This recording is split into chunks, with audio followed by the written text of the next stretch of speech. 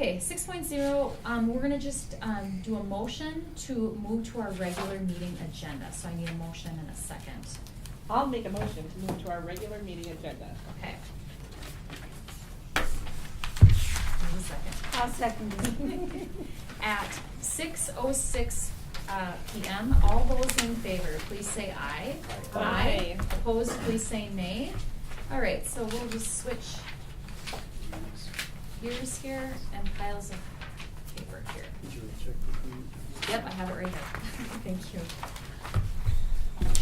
All right, so we'll begin our regular meeting at 6:06. And we do need to approve the meeting agenda. I will make a motion to approve the meeting agenda. Second?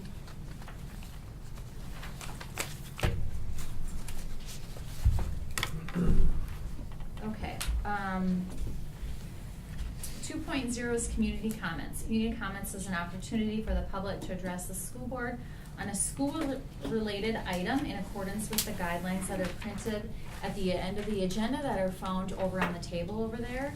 I will just highlight a couple items on here.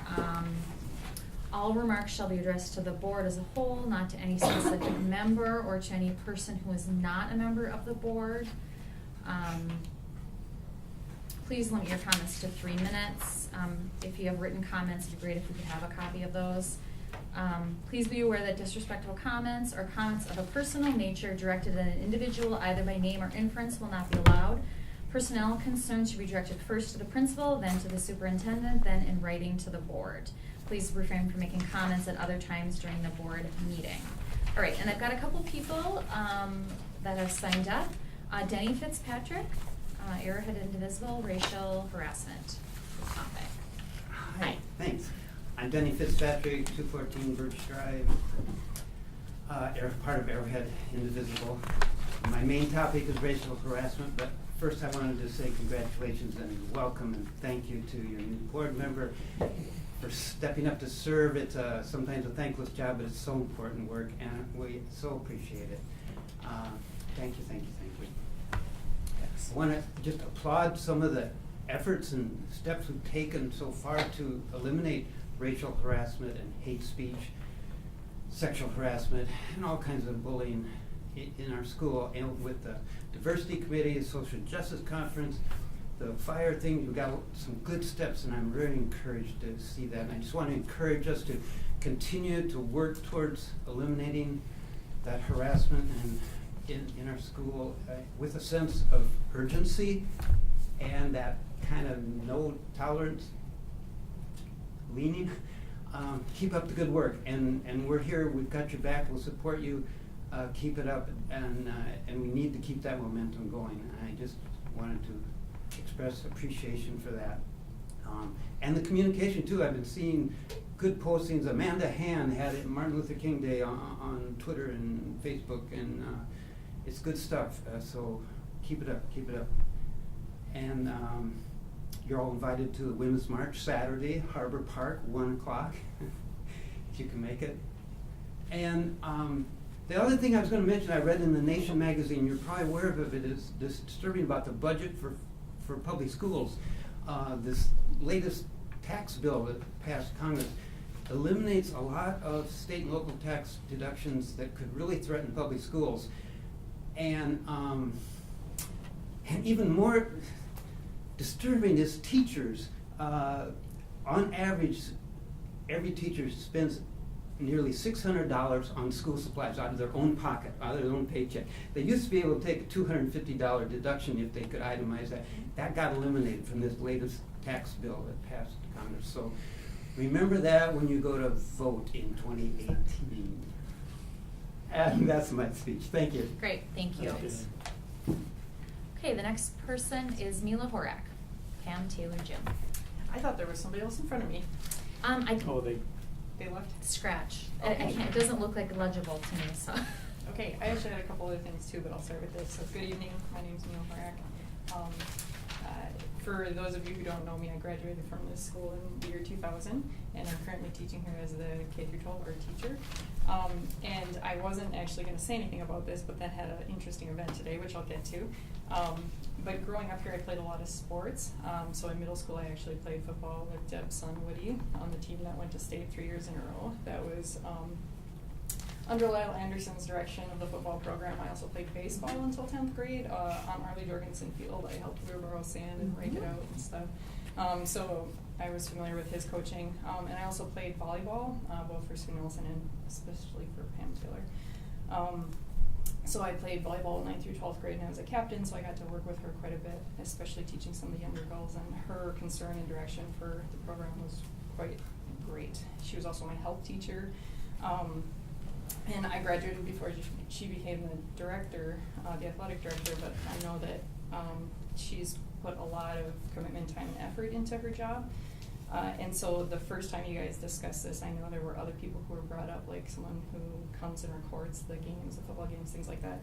And I was surprised that her commitment and showing up all the time and all that wasn't the thing that was emphasized, but what was emphasized is that she wasn't necessarily in a group with these other men who were getting accolades for their contribution to this community, but she was in this other group of people like Ivy Church, who I also had as an English teacher, who did other special things, but she wasn't also the athletic director and also the coach, that sometimes would get back at midnight on a game bus, making sure we all got home safe and got fed for the night.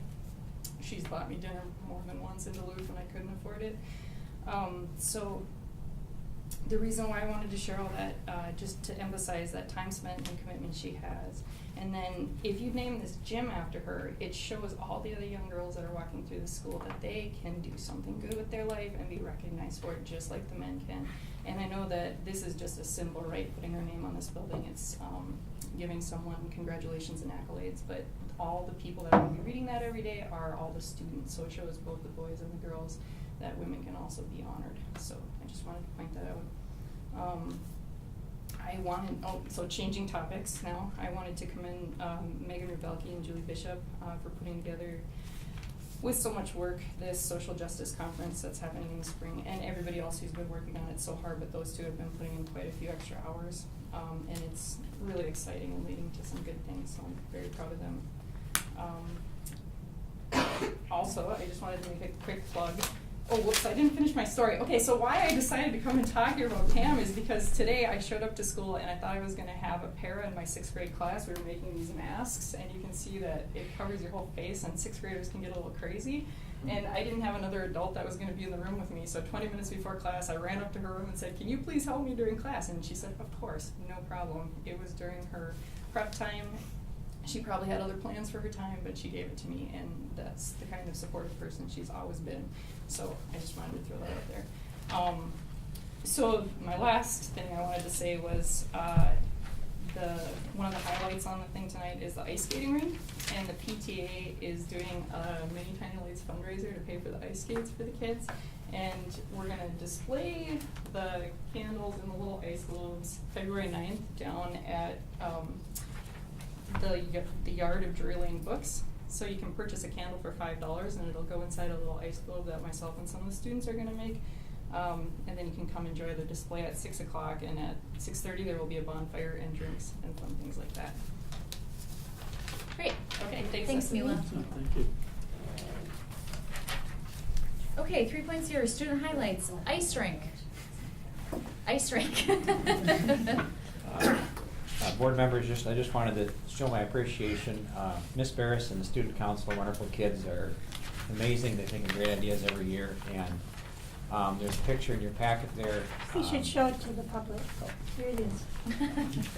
What you're looking at there, where the kind of light is, that's the east side of our high school gym, and there's a little log cabin outside of it.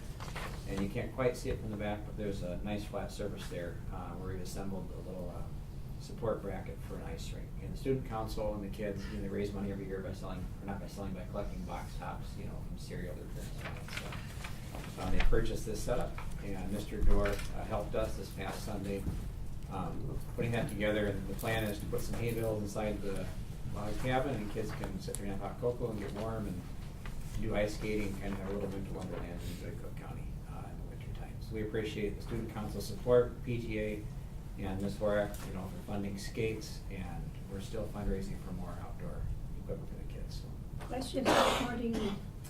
How much more money? We need 3,000, I think 100. You still need 3,000. We'd like to buy some cross-country skis too, for the What kids. never ends with you, does it? Okay. Yeah, So if we have $3,000 $3,000, we'd love to take it to use for the kids. And those, when he says cross, it's the type where you can just, Wax strap them. them on to your No boots. sorels or whatever, and, yeah. For the It's- skates and the skis? Or For the skis. for the skis? Gotcha. The skates are kind of a neat deal. The ones for the littlest kids are the kind that have the 2 blades per skate, so they don't tip, and they slide open and shut, so they can get bigger and smaller for little boots or big boots. You just hook onto your boots, yeah. Yeah. It's a little hard to tie boots and skis on Oh, yeah. a bunch of kids at one time. So. How big is that rink compared to like a That's Olympic size. standard rink? It's a kit, and I'm not sure if it. Yeah. Yeah. Okay. That's It's kind of hard to tell. Yeah. It's not Where's our football perfectly field? level. Yeah. It's right He'd be here. standing in the parking lot. Yeah. So football field would be up behind the person Yeah, taking We the talked picture. about putting the rink on Starts top here, of the and the football picture is field. at the other That side. was- Oh, okay. I don't know Oh, who poo-pooed that. Because that's the exterior. yeah, I know. And I was great, when I spoke to Dr. DeWitt about this, I also heard that the snowshoes are still being of use when I would go out snowshoeing when my kids were in elementary, so those are still around for, if you, when our kids were little, so I'm happy to hear that equipment is getting used, it's fabulous, so. Thank you for that, and good luck on fundraising, and if anybody would like to make a donation, please see Dr. DeWitt in the office. Right, all right. 4.0 administrative reports, principal report highlight. Thank you to the board. I wanted to just first take time to thank the board. I know our last meeting, you approved me as the interim principal, and I appreciate your confidence, and I know it's a special position. We live in a very special community, a very supportive community. I appreciate the opportunity to lead the students and the school forward the next bit of time. I also wanted to take time to say my appreciation to Mr. Dorr. He accepted the assistant principal position and agreed to begin immediately. We offered that to him, and I really appreciated that. We haven't had to drop any programs in the school and lose any type of information such as ALI funding, Perkins funding, high school scheduling. And he's had a lot of great insights the past week, finding us efficiencies in our operations, and I really appreciated that from Mr. Dorr. I wanted to also bring attention to point number 4 on the report. It's been exciting for me to have to adapt during the year to increase enrollment. And it's fun. I think we're going up by 20 or 24 kids so far this year over last year, and that's exciting to see families want to be in our school. We have great school, great programs. One of the things we initiated was doing a parent survey in the Sawtooth Elementary School, just to see exactly what parents enjoy about our school, what programs they value the most. We know we're entering a time of planning for next year, with a board meeting come up and stuff like that. And what exactly is the focus that families appreciate enjoying our school? We put that survey up to parents. A typical response rate in surveys when you do studies and things like that is 5 to 10%. We've had over 50% return so far. And so we're compiling those results and we'll present it to the board at the next meeting. Okay, I was saying I would like to see that Right. information. Yeah, it's really very, very interesting. I appreciate Mr. Jorgensen's and Ms. Larson's help in designing that and compiling the data. So Great. Yeah. Great. Thank you. Good idea. 4.2 assistant interim principals report. So, to be very transparent, kind of awkward since there's been no motion I have a or- question about this, Yes. because Because it's later in the agenda to approve, so. So What if we he is- don't? he is the- At this point in time. but you laugh. Yeah. No, I'm Yeah. not laughing. Yeah. At this point in time, he is the acting assistant Yeah. principal. Yeah. So. Even though, So he's providing his report for the time that he's been. Yeah. All right, go ahead, Mr. So Dole. even more, yeah, I've thought that through because you have this fine line of getting right in and helping and knowing that the board hasn't met. But I want you to know that I appreciate the board trusting the committee to come in and search for an interim position. And I appreciate us being able to kind of hit the floor running and me having the opportunity to be in an interim position to help the school district make the transition halfway through the year to get us to the end of the year, and then let the board see where they want to go. And I appreciate that as a professional and as a parent. So thank you, and thank you to the board and and to the staff that has supported us from day one. Bill's been a tremendous help, and it's been a whirlwind of activity the last 3 weeks, and I appreciate his support and everybody in the district and the high school office. One thing I'd like to highlight is Mr. Hoffman and I attended a meeting via telepresence on the web talking about telepresence classes offered throughout Northeast Minnesota through EIP. Dr. Crandall was in attendance there, and Mr. Hoffman has been working diligently to add some more course offerings to our course handbook. And so we have kind of a disclaimer in there saying, obviously if we offer the courses, you'll take them here. But we do have some pretty exciting opportunities. There are a few schools offering Calculus 2, Chinese, criminal justice, and some other classes. And so we wouldn't need a minimum number of students. We could use a telepresence setup like this for a larger group, or we could use a smaller desktop telepresence system for 1 or 2 students. And so our students will have that in the handbook and have the opportunity to take those classes already next year if their schedule permits that. Cool, great. Thanks. Thanks. I would also like to point out, I drive by the school a lot. I live near the school, kind of. I appreciate how much I have seen Mitch's car in the lot. He's obviously put a lot of time and effort into this transition. So, However, the school board we have policies and we have procedures. And so we just got out of a situation where policies were not being followed. They weren't being followed by faculty. Students see teachers don't follow the policies. Why do we have to follow the rules? We get this sour attitude in the whole school. It's terrible. It's terrible. So we get this all straightened up, and the procedure is, I did not know that you were the acting and that you were being a principal these last 2 weeks, because who made that decision? Dr. Crandall? Mm-hmm. Is that our procedure when we hire somebody? It When would be- when we have a, like say we hire a special ed teacher. That special ed person doesn't come and take the job until the board approves them, right? that's, No, That's not right? we would hire them. We could have say for example, tomorrow. Okay. We go through a hiring process and the committee says, we want to hire teacher A. Yeah. When can you start? Well, I can start tomorrow. All right. We put you in pending board approval. Okay. Everything is pending. And we've board done that in approval. the past? Yes. Yeah, for other teacher positions. Okay. Everything is pending board approval. But Wait. background check. I do have one question though. Deb is saying she ended up hearing from the grapevine. Did we not? I was part of the interview team, so I you was were. aware. No, I was But aware that. you were- so Why you was were I aware? aware? I feel like if Why it, was I aware? I was informed Via email. via email. Via so Dr. email. Crandall did Who email us they- right away, yes. right? Okay, that's what I thought, and I was They like, how sent would them I- an But I email. didn't realize that he was going to start working right away. Well, I totally understood that. Oh, Okay. okay. I'm I just was wondering how missing- you got confused, because I, No, I understood it was Mitch, but I didn't understand that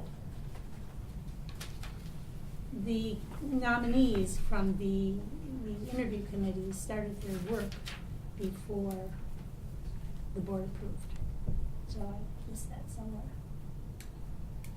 and that's part of our normal process, though. People get offered a Correct. job, they start house hunting, they do all these things, they may or may not start working, Right. and we approve it at our board meeting. So it's not necessarily different from our normal procedure, this particular process, Oh. is it? Well, often they don't live here, so they'll start on this date or this date. And yes, we absolutely needed somebody, I understand that. Well, yeah, so to maybe kind of flesh that out, let's say had the interview team gone in a different direction than their recommendation tonight, what would you have done in the interim?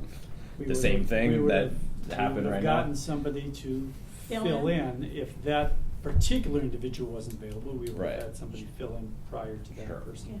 You know, but if, say for example, they couldn't be there for the first week, I may have just, actually, I had that in my plan that I was gonna be here the first week of January if Yeah. it was needed.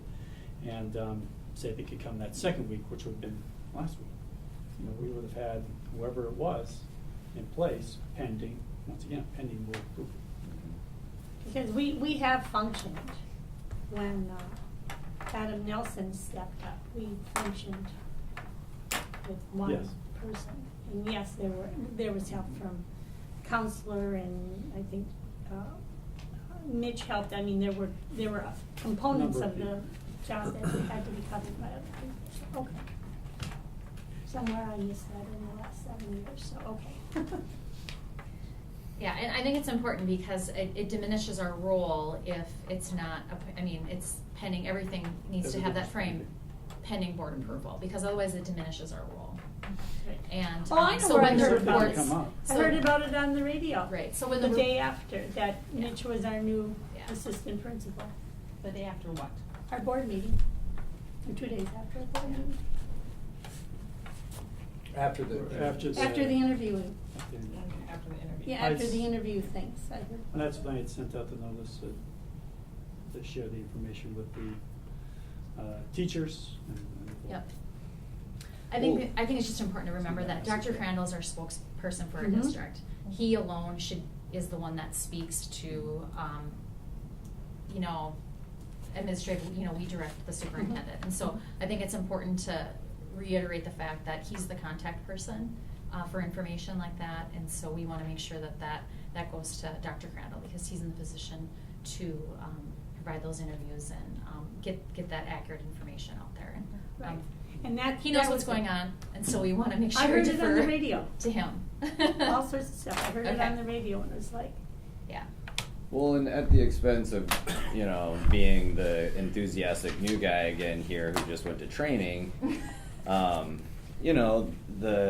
talked a lot about, the segregation of responsibilities between the superintendent and the board. And, the superintendent he's the administrator. He's got an organization that has to run, and ultimately that's his job. And he's accountable to us to make sure he's doing that job, and if he needs to get somebody in place to do a job, that's sort of his prerogative to some degree, where we need to make sure that he's doing that within the framework of the policies that we're developing, and if that's not happening, there's an issue. But so I don't know what policy is at play here, in terms of putting in somebody in place, but I think that was just a common tripping point that kept coming up at this training. That's you guys need to keep asking yourselves, is this board work?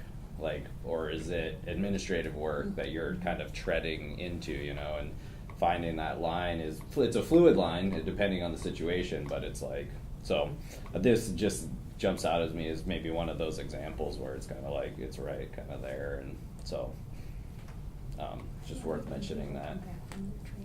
and then my job is to keep you informed. Yes. Right. Yes. Decisions, Which you did.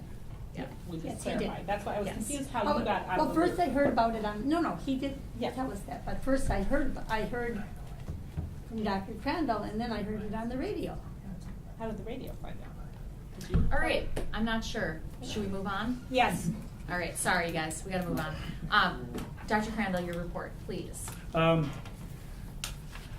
Did not know about the weather, so in my report it says that we had our second storytelling event. Due to the weather, the presenters were unable to come up last night, so we're going to be rescheduling that. We don't have that date yet for our next community storytelling event, so maybe we'll be able to extend it into the spring. But we had, in that event, we actually had done some advertising. We're going to have a bus from Grand Portage and such, so we'll be continuing to work on inviting the entire community from Cook County to attend those events. Otherwise, moving forward, solidly with the Science and Culinary Arts space. You can hear a little bit more about that this evening as well. And then, the budget process, Ms. Lori and I will be, and have already started discussions, just kind of framing up things, but starting to look at FY19. Okay, Oh, yeah. I have one more. A big thank you goes out to Gwen Carmen and the Carlton School District because they fixed one of our buses. And without them, we may have lost an engine in one of our buses. So, Ooh, that's so great. They made a quick call and they said, yeah, bring the bus over. And basically the end result was, well, if you would have driven this a little bit further, you're not What a have small had an world. engine. So Yes. that worked out quite well. Great, thank you to them. Thank you, Ms. Carmen. All right, 5.0 consent agenda. We have the consent agenda here. I need a motion to approve. Is there anything on the consent agenda that someone would like pulled off for further discussion?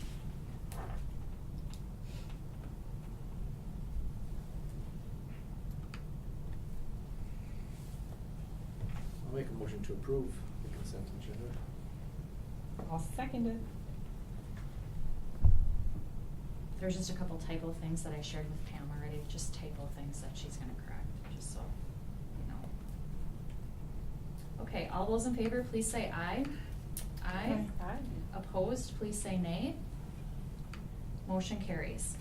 6.0 is the discussion action item. 6.1 to approve the expenditure revenue report, December 2018. It should be December 2017. Sorry. No. Correction on that. Thank you for catching it. And if you look at that, just going to the far column, you can see that we've expensed out 42% of our for funds 1, 3, and 5, which are the main funds of our general fund to date. So we're on track here for our school year.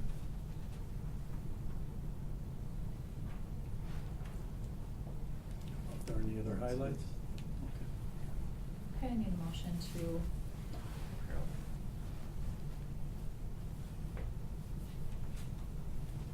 Make a motion to approve.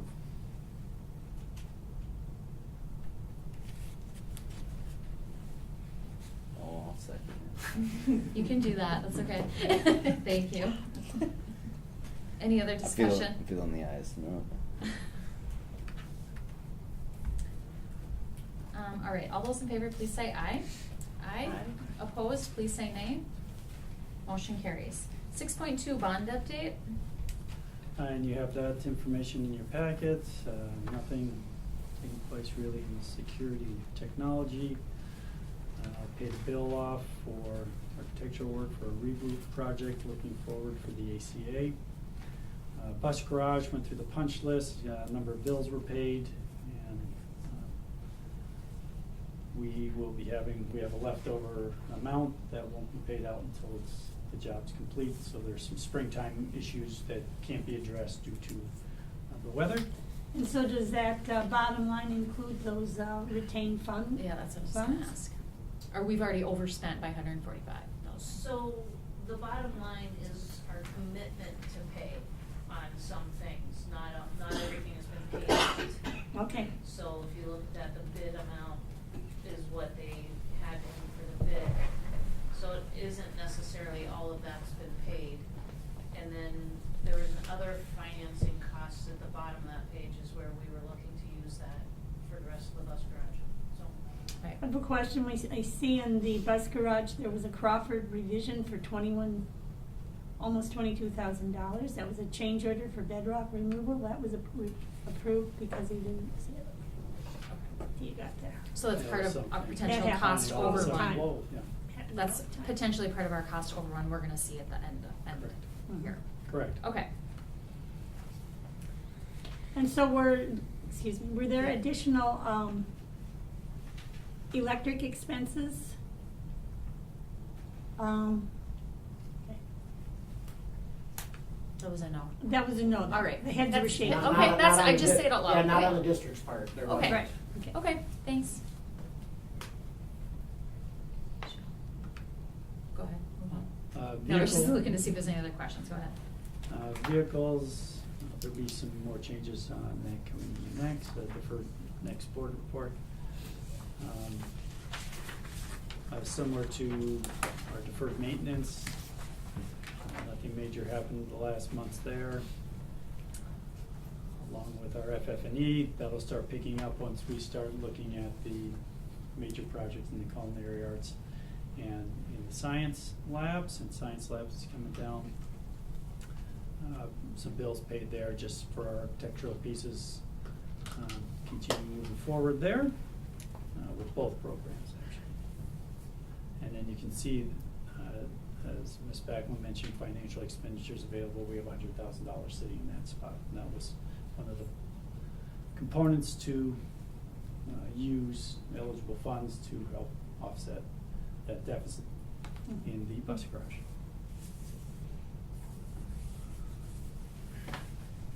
Any other questions about the bond information? But bus garage is, we have occupancy, we're in it, it's working. I thought of Garages are up Tom and down. during the ice and the, Mhm. thinking, oh, he's got it.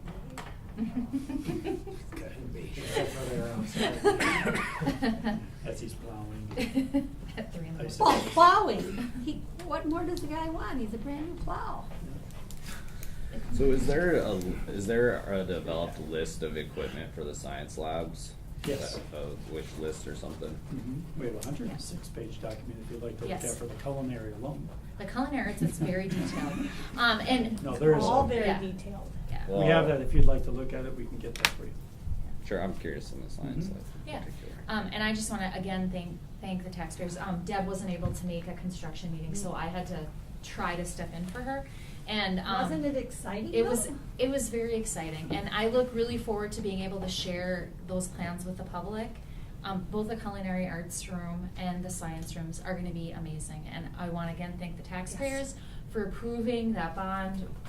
We are so grateful for that vote, yes, on those questions, and, I just am really excited for all of us to see that. It's really exciting, and I just appreciate all of that, and Tom, this is a big undertaking, and so I just want. And Ryan. And Ryan, They yes, are. I know, but I know. They're doing a great job. They are, but it's just really working exciting, with- and I just wanna kinda make sure that we, that's an exciting thing, that, positive thing that's happening here, so.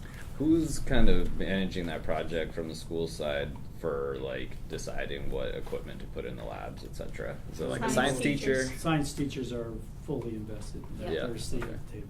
And the culinary arts instructor, Mhm. yep, so they're at the table. And then, right, and then, oh, yeah. Ryan will comment. Yeah, He's actually, just we're gonna saying. be discussing that the next item. Oh, yeah, Cool. next item, perfect. 6.3, to request for proposals for science room, culinary arts room, and middle school roof.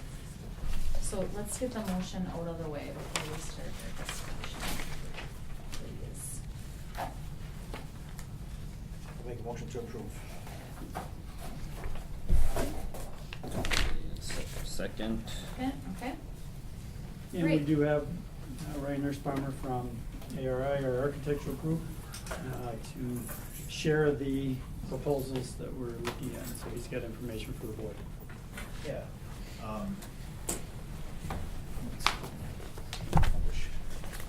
Basically, what I'm handing out is just kind of some highlight stuff.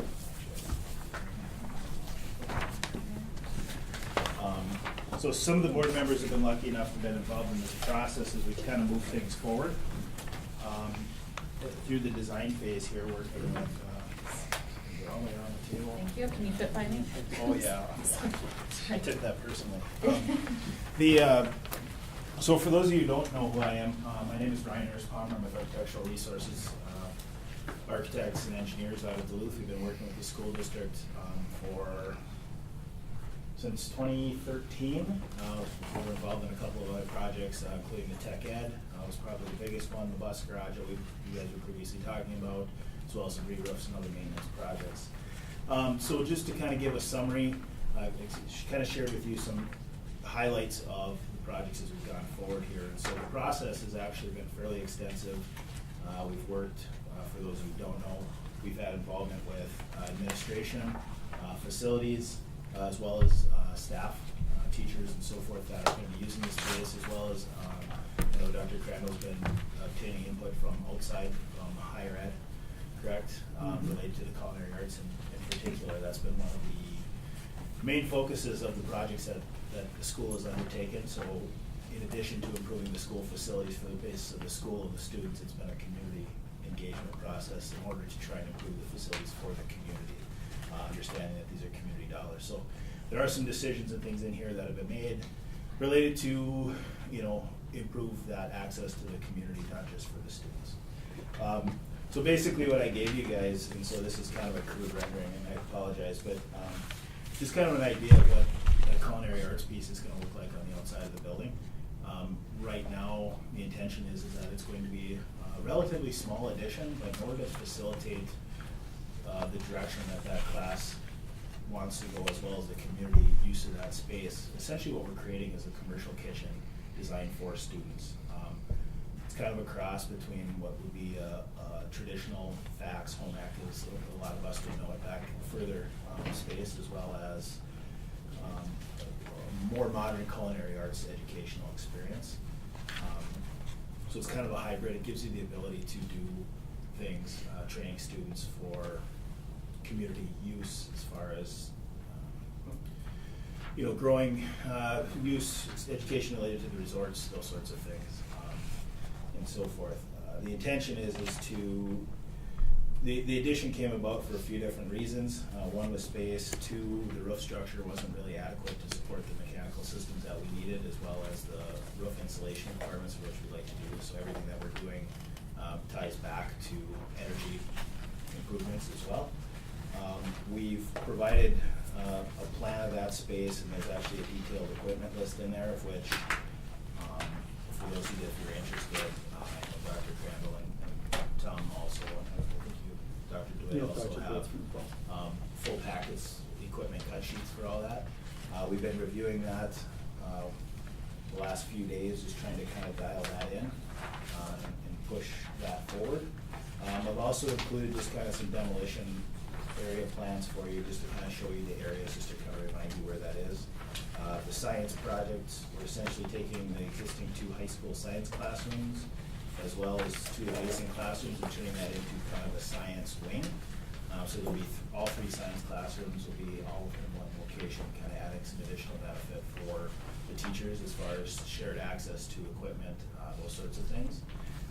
We recently, I guess, completed the design of kind of the science equipment package, so focused on the large equipment in that space. Due to the project timeline, the school is actually direct purchasing that science package from an organization through state contract. And so what that does, it gives the flexibility to get on the production schedule for that equipment, to get it here in time instead of waiting until after we get a contractor on board, go through the bidding process and so forth. So that allows us to kind of work through that design, do that coordination up front with the supplier of the equipment. And so that includes all the casework. They're going to provide all the plumbing fixtures and so forth. We had probably a half dozen meetings or so with the science staff and administration to go through that equipment and kind of continue to refine that, integrating all the mechanical, electrical systems and so forth into that space. I think we're good to go on that regard. So that, in theory, will be talking about schedule. The intention is, we're here tonight to just kind of talk about a little bit, answer any questions you may have, that we would like to ask, to be able to put this out to bid prior to the next board meeting. And so we didn't want to have a call for a special board meeting. We're not 100% done with the design, but we believe we're far enough through the concepts and we've done enough due diligence in that regard to know what the general outcome is going to be. There will still be a couple of design meetings in the meantime as we kind of finalize things. We actually have a meeting scheduled just related to the parting wall with the county, scheduled for Friday, just to discuss interactions there, as well as just kind of what's going to happen during construction. And so we're just trying to keep, obviously, all those entities informed and work through all that planning to try and avoid any headaches. Intention is that we would come back to the board for your March board meeting with a contract for approval for construction at that point in time. So really what we're looking for is just kind of approval to finalize the design and to put documents out for bidding purposes. Just to answer probably the biggest question is budget. Right now, as we look at this, we had originally, I think, it's the science, the culinary arts, and then the roofing projects related in that general area, which we held off to tie in because there's a lot of work associated with this. The culinary arts project that impacts the roof that needs to be done. So I think we had like $3.3 million total in the original review and comment associated with these three projects. Right now, our anticipation is that total project cost, which includes construction, but also includes a contingency, as well as soft costs, which are your design fees, inspections, those sorts of things. We're at, I think it was 2.7 million. So going back to the comment about the bus garage and so forth, we're actually saving money in this regard, overall package-wise. The final numbers came in for the science package. We had budgeted $250,000, came in at $230,000. So that's actually come in a little bit under budget. There's a couple of pieces that aren't in that package that we need to still add, but we think that, so far everything's kind of holding true to budget. And so we're optimistic that we'll continue to stay on budget and we're below that 3.3 without any doubt, but also hoping to keep it even lower. So there's plenty of other projects that I think the community and board and staff would love to see happen. Another component that we had discussion, I know Member White, I believe you were part of that, is by grouping these, instead of having individual projects, by grouping them into one project, we'll get some of the larger companies which have teams that they can send out that will be putting bids in. So that's the intent, and that's actually who we're going to send the RFPs to. Yeah, we've been trying to do a little due diligence ahead of time, knowing that based on past projects up here, it can be difficult to find contractors that are interested in working up here. As beautiful as it is, people don't like being away from their families, and so most of the larger contractors are not located in close proximity, so it usually entails them being away from their family all week, and so it's difficult to find people that are interested. And so I've been doing some due diligence, talking to some of the larger contractors that I believe are a good fit for the project, to try and encourage them to be watching for the drawings and so forth, and have garnered some actual good interest, I think. And it's a big enough scale where there's some interest from them now. And would you share what the time frame is? And this is not like a regular construction project? So no, so in the contracting world, this would be called the summer slam, and so they've got 10 weeks basically from the time that they break ground until the time that they need to be in there for school. And so this is a fairly complex project for that time period, and that's why we've advised the district to kind of make that move to go the direct purchase route on some of that equipment. From the standpoint of bigger picture, we've actually started conversations related to potential of trying to start construction prior to the end of the school year. We know there's some complexity with that.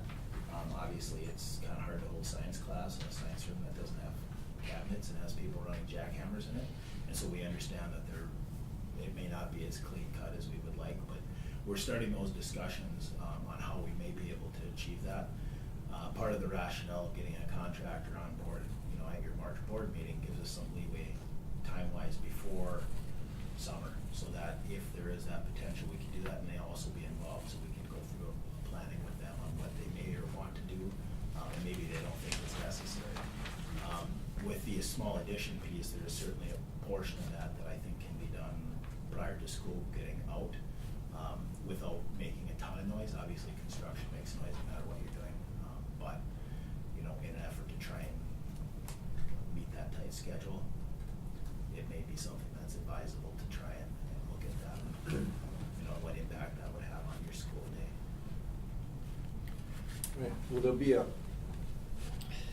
penalty or something written into the contract for these contractors? So, based on previous conversations, so we've had some issues with performance in the past, and so I shared with Dr. Crandall some recommendations on that and a couple of what I think were helpful articles as far as what information is. And so that's really a question for the district. If that's something they want to pursue, my advice, of course, that becomes a legal thing, and so you guys approved an attorney before. It may be advisable because those clauses can be a little finicky from a legal standpoint to get those to hold up. So my advice is, absolutely, I think it makes sense. But I think it makes sense to have an attorney help craft the specific language related to your project. That's not something that I can do, unfortunately. I mean, we made some recommendations. I shared some of the information that we've done in the past, as well as, like I said, a couple of informational articles. And so, absolutely, if that's something that the district wants to do. So basically what he's asking about is what would be called liquidated damages. And so if they don't meet their scheduled deadline, they pay or they lose money. And so whatever that amount is, typically it's based on a daily rate. So if it's $200 a day or $500 a day, it's not really a penalty. You can't call it a penalty because that's where the legal thing comes in. So Well, they'll factor that into how much they're gonna charge us. there is absolutely that. I'm sure it You would know. be. And the biggest issue would be school starts on September Yes. 5th or whatever it Yeah. starts on. We need to be done. in that room. Yeah. Not that the bus garage wasn't Right. Important, but important. But we school can muddle is- through, This right. one's a little I think you more. hurt somebody's feelings. This is, this is definitely different. No, Yeah. this So- this absolutely Yeah. will impact, if it's not done, the Yes. students. If you go back, for those of you that were here when the Tech Ed edition was done, we had issues in that regard Yes, as well we for did. that project. Which, you know, some of it's weather. I mean, we certainly Yep. understand that that's part of it. We like to schedule in some weather days, but we've also had some summers in the last few years where you have an exorbitant amount of rain days that are, you know, we have to take the roof off part of the building. And so, you know, there is a point where it makes sense to let them delay the project a little bit, just to eliminate the other potential damage to adjacent parts of the building, you know, and there's certain things that if it's gonna rain, they can't open it up just because it just doesn't make sense. And so I think we're gonna be into a scale of contractor where they're gonna have the resources available. I'm hoping that if there's a delay, they're able to recoup some of that time back, and will put enough workforce on the project in the first place to, you know, build in 5, 6, 7, 8 rain days in the process. And also because the other thing, like Dr. Crandall indicated, is because we're lumping multiple projects together, you know, if they can't work in the addition because it's raining, the electrician can work in the science classrooms, for instance, and so they don't necessarily have to leave the site, they can jump to other parts of the project. So there's advantages that way for the district and the schedule too. So being pessimistic about schedules, you do construction, right? So. How many days have we lost? Well, what's going to be more impactful, or where can we mitigate the impacts? Is that on the end of the school year or the beginning of the school year? You know what I mean? Like if we had to choose one. Them. That's not us, that's. Well, We wanna start school on time. Yes, yeah. Sure, sure. Yeah. But, Go ahead. you know. If it helps, Mr. Dorr and myself, we're visiting quite a bit about, there are a number of plans we could put into place at the end of the school year would have the least impact in Yeah. our mind to allow us some early beginnings. For Yeah. example, I'm gonna throw Yeah. something out, cause my kids, I can speak to it, AP classes, they take their exam mid-May. Right. Mhm. Yeah. Yeah. Guess what? Not really a lot of motivation, well, I shouldn't say that. The test is taken, you take the test. Let's say May 15th, I'm throwing that, I don't know if that's exactly, or 14th. School is still 2 more weeks to go. Sure. So there's definitely, I think, availability in some schedules. People, you know, just in terms of excitement for it, it's easier at the beginning of a project to do that kind of Yeah. thing. Mhm. We gotta get together classes already, that's a lot harder. Yeah. So, the buildings, you know, I mean, it's a large building, I mean, it's tight for what you have to do, but if we have to work something for the last few weeks of school and relocate some classes, Yeah. without access, we can do it. Right. And there's things I think we can figure out besides jackhammering during Yeah. school. Yes, Thomas drive off. Yeah, oh yeah. Yeah, and we need time to set the rooms back up or the room. Right. There's Oh, technology yeah. that we need to remove that we're Yeah. gonna keep. So most likely, we won't be able to touch high school at all during the whole That's process. nice. You know, so we won't be able to get in there to do our job till the Until they project's get- done, and then move all the furniture or whatever back in. We So were that's- thinking even if we could move one room and Tom could go in and strip it, Yeah.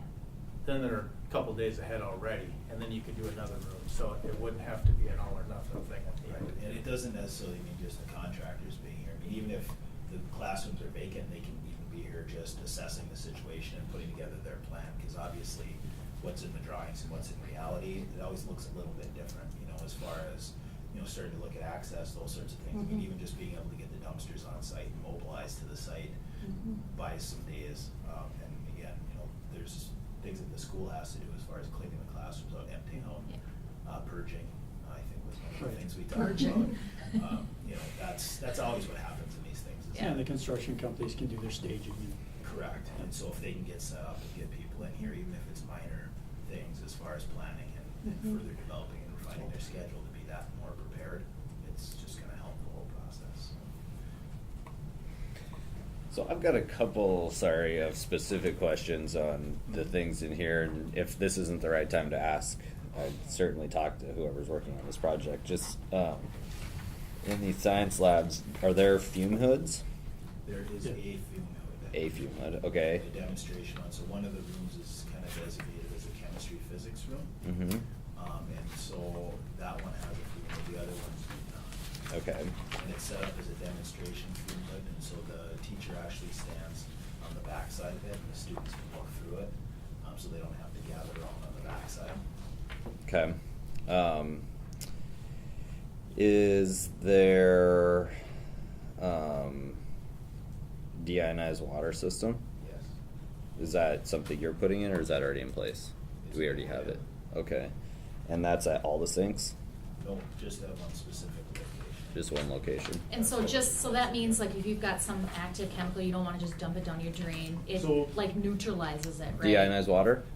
Yeah, isn't that, or No. is that some other tank? Yeah, Yeah. there's a neutralization tank. There you go, In that's the right. plumbing system as well, yeah. Okay. Sure. So we, talking with the teachers, they identified the quantity of deionized water that they would be using in a normal time period. Mhm. I don't remember what the time period was, per week or whatever. And so we've sized the system based on that. And that's one of the advantages of lumping these classrooms together, is that it's really, the only teacher that would use it is the chemistry teacher, at Mhm. least at this point in time. And so it's basically the teacher sink in that room. And so having them lumped together and there's access between all the classrooms, it gives them the ability to access it without having to pay for, 3, 4, or 5, or a much larger system to support more diverse distribution. Sure. What about, is there like a vacuum system? Like, is there like a house vacuum? Like sucks. There's like, you hook a tube onto it and it pulls a vacuum. Is that part of No, anything? there's gas and there's technology and so forth, but no. Okay.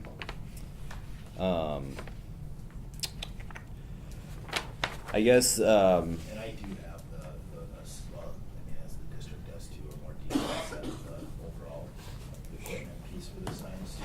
sure. Well, it's been a long time since I took high school chemistry, or any of the sciences. Not as long as some people, I must admit. But I did used to work in a lab. Wait to get yourself. In trouble. I know. I shouldn't say it's been a long time when I'm like, well, obviously, I've been advantaged to have some more newer stuff in my education, which has been great. But I'm just wondering about, I just look at the number of people that each of these rooms can accommodate. And I mean, I'm sure you went through this with the teachers, but I just understanding the workflow of a lab, because I've worked in them as a student and professionally. I just worry about the practicality of not having deionized water in more places, and then just the number of sinks. Do they need to work at sinks with the regular basis? Because if there's 1, 2, 3, 4, 5, there's this 2 people per table, so there's a bunch of people in this room, but there's only 6 sinks. Are we gonna have a line around the sinks? Does it make sense to have more sinks in the room, or do people need to be working at the sinks more often? Yeah. You know what I mean, that kind of Yeah. thing. And so basically, these are set up as, just to summarize, is really a multi-use science room. So they're not, like a bigger school, like we did work for Duluth East, for example, where they have a designated chemistry teacher that only teaches chemistry. Sure. They only have 6 sinks in a full-blown high school designated chemistry only classroom. So these are set up because your chemistry teacher teaches physics as well, and, you know, so they all have multiple disciplines of science which Sure. they teach just because it's a smaller district and you don't have, you know, 7 periods of chemistry that they need to teach, for example. Sure. You know, and even the discussion related to the lab side of things, the labs actually get very little usage in the grand scheme of things, and so they're not in the labs full-time. They don't have like a full-time lab. They're there in the classroom, and then they're in the lab equivalent to like 2 weeks out of the Sure. semester or whatever, if I recall. So it's a kind of a minor piece. When you look at like that particular classroom, which is they're set up. Science Lab 2. Yeah, so you see the 208. tables in there. Those are set up to actually dock against the perimeter by the sinks, and so they create like lab peninsulas. And so Gotcha. they're pretty flexible that way. Again, just trying to create functional use for a lot of different things. Some of the other things that we did too is, you know, knowing accessibility and so forth. So like the counters are all at accessible height. So it's kind of generally set up as universal design that way. Space was a limiting factor. You know, it always is. And so trying to work within the constraints of the existing building as much as we could. Sure. No, thank you for that. I realize And one of the other it's a things- classroom. Yeah. At the end of the day. There's certainly, if you have more questions, I'm more than happy to answer them in a different setting, but, you know, some of the other things that he said, we talked about energy efficiency a little bit, so, the exterior wall in those science rooms, which traditionally didn't have any insulation in it, we're insulating that wall, just to provide, so we're not freezing pipes and causing problems there, as well as just going back to, there was a question earlier, is do the existing systems have enough capacity to deal with, you know, the additional heat load of the small addition for culinary arts? The answer is yes, because all the spaces that we're improving are improving wholesale, so all efficient LED lighting and, you know, those sorts of things. We're actually reducing electric consumption as well as heat load on the building in the process. Budget. Cool. Under- Cool. Any other questions? Great, Good. thank you. Yeah, thank you. Okay. An exciting project. Yes, it is. Yeah. And so we Yeah, it's are, great. so we have a motion to request for proposals for science. So we're doing this anticipation, Yes. Mhm. doing this so those bids can. And Yes. Member White will continue to be Yeah. part of those meetings. Yeah, yeah, that's great. Okay, any other discussion? Otherwise, we'll vote on that motion. The only thing I would like to ask, I guess, for Dr. Crandall is to look into, do we need to have a on-site representative from the district during this project? Not full-time, but to make sure that the project is moving as it's supposed to. And should that person be compensated at that time? That's what I. One of the thoughts that was going through my mind, and I can share this definitely with the board, and I haven't had time to talk to Mr. Nelson, but it was to have him be that person, but at the same time, hire additional staff to take over some of those summer roles, hire someone to help facilitate the rest of the building as far as who's, you know, taking over the scheduling for the cleaning crews and such. And so take that load and maybe some other items off of his desk so that he can oversee all these projects and make sure that things are operating smoothly. he's So been doing we haven't had a that chat a lot already. He's been doing that all right, exactly, but he also only sleeps about 2 hours a night. Great. But he has a new snowplow, so it's okay. But And a new but obviously with the time frame, it's critically important Yes, that Oh, we yeah. we're need on he it. needs to be on And that so- instead of thinking about all these other, he needs Yeah. to be focusing on these major projects. So if we could have an update of that, Mhm. of that in February, that'd be awesome. Yes. See where we're at. We'll with put a that. plan together. Good point, Chris. Thank you. Any other discussion? Okay, all those in favor to approve the request for proposals for science room, culinary arts room, and middle school roof? All in favor, please say aye. Aye. Aye. Aye. Opposed, please say nay. Motion carries. Okay, 6.4 diversity committee update. We have Ms. Hi, Bishop and so you're gonna show Ms. us Rebelke something? here. You're gonna show Yeah, something. I I'm have a gonna move. presentation. I'm gonna get started, and Yep. then Julie will talk first, and then I'll be over here. Okay, so tell me when you want me to move. So, So, are you gonna turn on right now? So go right ahead. go ahead. I just have to log in first and do other things. But it's Julie, Julie, go ahead. I'm Julie Bishop. I'm a special education teacher here at Cook County High School, and I'm also co-chair of the school's diversity committee. When last I came to the school board meeting last month, I talked about the civility conference that we're gonna have students attend down at Two Harbors High School. That is January 26th. We have 14 confirmed students. We're just holding out a couple of permission slips that should be in by the end of the week. So we should have about 20 students that are heading down to that. It's gonna be our student training that's going to lead up to our own Cook County Social Justice Conference that Ms. Rebelke will be talking about here in just a second. The diversity committee has met twice since this last school board meeting as an entire group. And I've lost count of how many subcommittee meetings that we've had. And we have a meeting again this Thursday, and then starting February 1st, we'll be meeting every Thursday leading up to the Social Justice Conference on March 9th. So now Megan's gonna run you through how the conference will be looking. Awesome. For those of you who don't know me, I'm Megan Rebelke. I'm a high school math teacher up in the upper hall. I'm also the director of our social justice conference, which will be happening on March 9th. This will be for all grades 6 through 12 in our building, and we're really excited about this opportunity for our students. As a diversity committee, we've recognized that students want to start having these conversations, but they don't know how, and they need a structured format to do this. So that is kind of the big reason why, as a committee, we decided that taking a day, setting aside some of our curriculum, and focusing solely on race and identity and culture is a way that we can move forward. We haven't tried this before, and we need to try something new if we're going to implement some change. So a social justice conference is a day of interactive workshops. Now, this has been done at a few schools in Minneapolis before, but no school outside of the Twin Cities has attempted an event like this. So I really see this as an opportunity for Cook County to be a leader in this conversation, because we have recognized that it is an issue in our community. So when it's an issue in our community, we need to make sure that we're addressing it within our schools. What we've been working on so far is kind of a schedule for our conference. Throughout the day, students will participate in 3 workshops and 1 keynote presentation. These workshops will be 50 minutes long, and right now we're in negotiations with our keynote speaker. I hope that when we come back in February, those negotiations will be finalized and we'll be able to tell you more about that keynote.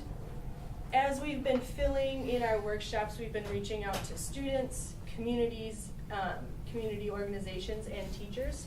So to date, right now, we have 11 teachers who have committed to facilitating and leading sessions either as a teacher or by supporting their students in one of the 5 student groups or classes that will be facilitating a workshop for their peers, which is really exciting. We also have 5 community organizations, some from Cook County, some from the Twin Cities, who will be coming into our building on that day to lead students through workshops. So what we've done with all of these people is we've created this master schedule. And while we're looking at this schedule, I just want to take a moment to acknowledge the committee and the work we've done. All of this work, reaching out to teachers and community members and putting schedules together and looking for donations, has been done voluntarily. Everybody who is working on this project is committing their own time, and they're committing a lot of it, which is telling me that people are passionate about this and they're willing to work for something because they recognize that this is something that is going to be extraordinary for our students. So I'm really thankful to have such a strong team behind us supporting this. With this schedule, within the next 2 weeks, all middle school and high school students are going to get a Google form during advisory, and they are going to select which workshops they are most interested in. Kind of my job is to find people who are really good at things, and we have a few people on our committee who are like, yes, I'm going to make 274 individual schedules for every student in our high school and our middle school. So I'm really thankful that we're able to have student choice in how they move throughout this day. just kind of an overview, where the X's are on the schedule, those are places we don't need filled. Because either the middle school or the high school will be in the keynote. The other gray squares, we only have 6 sessions that need to be filled, which is a lot farther than we thought we would be. We're still working on filling those sessions. For those of you who want more information, we do have a website. It went live a week ago. When you go to the Cook County homepage under the quick links, there's a link for the Cook County Social Justice Conference, and that kind of brings you to our homepage, which has some information about the goals of our conference, why we're doing this, what we expect. It also has more information about how you can donate. So far we have 2 businesses in our community who have donated like financial contributions.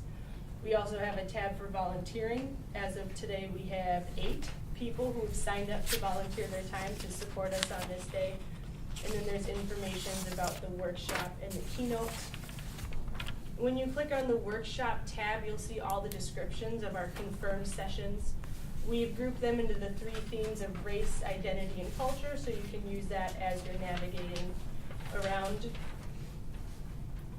It's also included in your board packets. I've included those on the last page. So this is kind of like the meat and potatoes. This is where you're going to see the content that is being delivered on that day. Particularly what we've been working on recently is funding. This is a great event, but it doesn't just happen on dreams. We need more support. So where we're at is we've contacted 138 businesses. So far, we've received 2 donations. We're also applying for funding from the Education Foundation and higher education with our keynote. We're hoping when our negotiations conclude that our keynote will be here on March 9th for our middle school and high schoolers, but they're also interested in hosting a community session the night before that would be open to the public. So we're hoping that will be finalized. I am also presenting at the Chamber of Commerce next week asking for their support.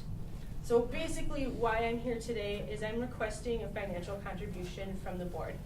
I understand that this is not an agenda item that can be discussed right now, but I hope you consider putting it on your next agenda. We'd really appreciate your support. Sorry, how much are you looking for? Do you have a goal? We have a goal of 5,000. 5,000. As we're looking through kind of our itemized costs, we think that's how much it's going to be to put on this day between speakers and materials. If you're interested in more of that information or have questions and just want to have a conversation, the best way to have a conversation with Julie or I or set up a meeting is by contacting us at the Social Justice Conference email address. Great. Thank you. Thanks for your hard work. Questions for Megan or Julie? Thanks for all your work on this. I mean, it's fabulous. It's Looking really forward to it, exciting. so, yeah, it's really great. Thank you. Are teachers gonna participate, or is it just students, or like how So does that work? the day is for students, and Uh-huh. teachers will have a few different roles throughout the day. First role is like almost half of our staff are presenting, either as themselves or helping students facilitate sessions. For our staff who aren't presenting, they're gonna be in more of a liaison role with our community presenters, because we wanna make sure that students still have access to a familiar face to meet their needs. So they will be in the sessions with students, but it's really kind of a student-driven day, student-focused day. Cool. I just you're asking for a contribution, and I like to know kind of more of a number. You're not asking 5,000 from us, you're asking an amount to offset what doesn't get covered by your other. Whatever we'd like to give, I would guess, whatever we think the board can. Yeah.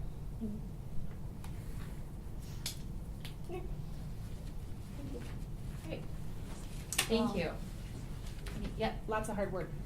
Amazing amount Yeah, I of know, work. great. Very impressed. Yeah, it's gonna be an incredible event. Let the media know. St. Duluth, Okay, yes. Minneapolis. Important to, yeah. good idea. Thank you. Thank you very much. Thank you both.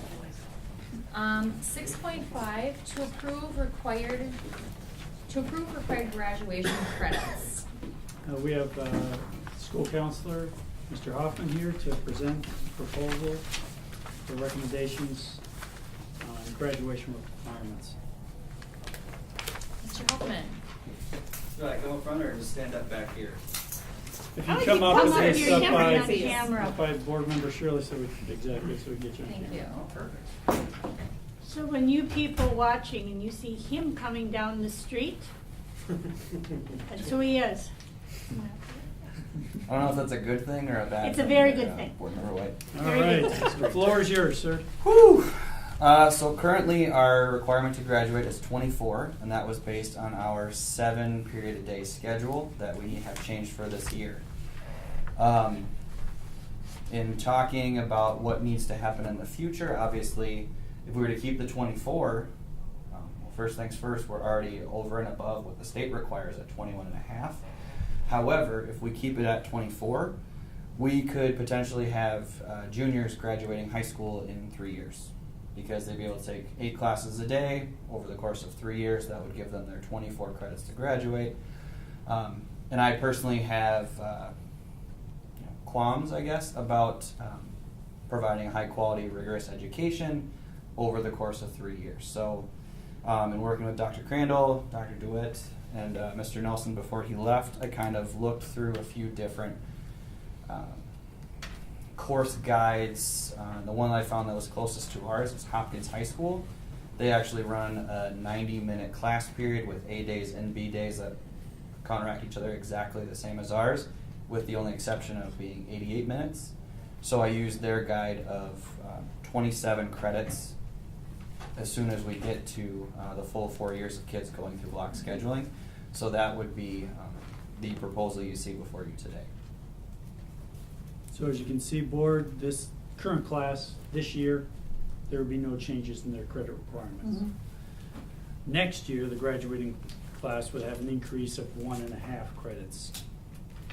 And then the following year, an increase of a total of 2 credits. And then in the class, the class of 2021 would have that full 27 credit requirement. Are there some courses that are strictly senior? The 2 courses that we have that are 100% senior are just our senior English and our senior government and economics classes. Seniors can also do their 3rd year of math their senior year. They can do their 3rd year of science, as our district requirements say. But those are the only 2 that are generally required across the board for our seniors. So part of this is we require 24 credits right now. If we're adding credits, are we adding elective credits? Are we adding math, science? Do we want to make some kind of a foreign language credit that we don't currently have? I think it would be premature to enter into that discussion fully, but the credits have to come from somewhere. So just because I don't fully understand the system yet, so each class is a credit regardless of the class. Is that right? One semester is a half credit, full credit for full year. Okay. Okay, and you can take a maximum of 8 classes per year. Correct. 4 per semester with the block scheduling, or can you take more than 4? Sorry. You take 8 per semester, but Okay. you can only earn a half a credit for each Okay. one of those 8. Okay. So the max of 4 credits per course per semester. So 6.75, you'd have to average 6.75 credits a year to get to your 27. Right. Which is Possible. exactly the same percentage as we're currently using. If you were to gauge passing all 7 courses, or what percentage you would need to get to 24 currently, Based that on would last be year's about, schedule. yeah, based on last year's schedule, it would be 85% of the classes you would have to receive a passing grade in. 27 is 84.7. So technically I think it came out to 27.23. But as the person who checks those credits, I really did not want to go there. So we're assuming, that the block Correct. schedule is working really well. We really like this. We're not going to change our mind. Well, I was gonna say we're committing to the block schedule if we're changing graduation credits. No, I know, so I'm looking to our administrators. Yeah. I like the block schedule. I think it's been very positive for the school. I don't know that by changing the graduation requirements this year, if in 2 years we had an uprising, you know, it's terrible, we needed to change, we couldn't just adjust it again, but we need to adjust it because we're gonna have juniors next year. Right. They need to have the requirements set to go. But it's been fantastic. I enjoyed quite a bit this year. More opportunities for the middle school, high school. Well, kids. absolutely, It's great. it's, Yeah. wanted to make certain it was actually working this time around, so. thank This you. would allow space also for the added credits that we've talked about with telepresence or other instructors, so we can give More more benefit opportunities. to kids. Okay. So I had block scheduling in my high school in New Mexico, and it was different though than it sounds like here because we did a whole credit in a semester. So it was like Algebra 1, you did that. You could take, I wouldn't recommend people doing this because this is what I did. I took all my 3 math requirements in my first 3 semesters of high school. So for And 2 my overachieving. freshman year, and then but the problem with doing that is then You don't have math math for a until really you get long to time. college, and then you're Right. like, whoa, I didn't take math for the last 2.5 years. Like Yeah. that wasn't very smart. So And that's why we but- opted for the AB because of that exact scenario, is we wanted to make sure that they had math all year long. So that yeah. is the reason why, I was concerned, like, well, how does this work? Yeah. So that. And then that is how also we with set it up. the state standards, testing is always done in the spring, so it doesn't make sense to have a 2-month lag between Right, right. when they're done and when they test. Also the same with the AP testing. You know, if we're talking about a May 15th deadline Yeah. and they haven't had AP Calc since Christmas, Yeah. you know, that's not necessarily successful either. So not requiring 32 credits for graduation, that just allows for people to not have to pass every class, or does that also allow for students to not take a full schedule? You could have a study hall, for example. If that's Okay. one of the options. Mhm. Yes. So the average kid probably takes or gets 7 credits per year. I mean, I shouldn't say, I guess that'd be average. You take your. I'd say that's relatively close. With- You know, if because- we were to because of a study hall or. Correct. And 9th and 10th graders can't have that right now, so it still builds in a little bit of forgiveness just in case, you know, knock on wood, a family member dies and a semester just kind of goes to the crapper. So we definitely, you know, this allows us to be a little bit more flexible for those more unique life scenarios that do occur. And I think it's important to consider too the needs of students, and while some students are overachievers and it's important to offer a rigorous curriculum, Mm-hmm. we want students to be able to graduate high school, and some students struggle more than others, and so we need to have a little grace for them as well so that their needs are met. However then, Carrie, they don't all have to be book classes. I mean, we now have More choices. more choices with our technology up there and with the culinary arts expansion and Absolutely. a lot more things, and that will prepare them going forward. So, Which is another opportunity that we've kind of preliminarily discussed. We don't currently have a tech ed requirement for graduation.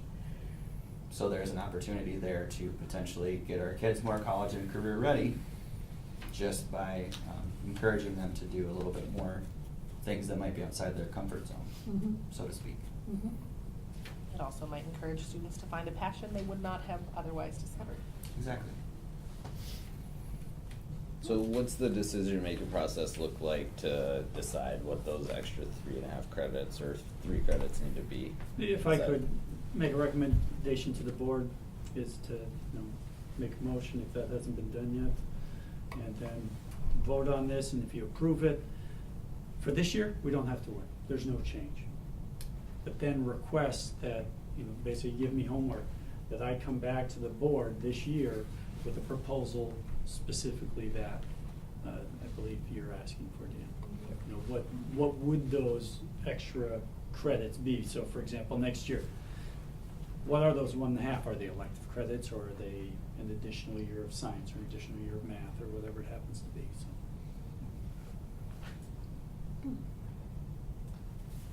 And part of the reason that I wanted to make sure this did get brought up is because we have some very bright students who are graduating early, not because we're lagging behind on the credit requirements whatsoever, but we just have a lot of tremendously gifted students who are looking to possibly do a full year early graduation. So in that conversation, I guess I wanted to pose the question to the group. While we're doing this over the next 4 years, if we decide to, or if you decide to ratify this proposal, if a student were to graduate a year early, would they be meeting the requirements to graduate for the calendar year that they graduate, or for their chronological year that they would have graduated with? And I'm not sure if that's something that we can just defer to admin or what that needs to look like. That's just a question that some families have asked about if we decide to go this way. Here's where this comes into play. The valedictorian and salutatorian, because there's money tied to it, it's Correct. a big deal.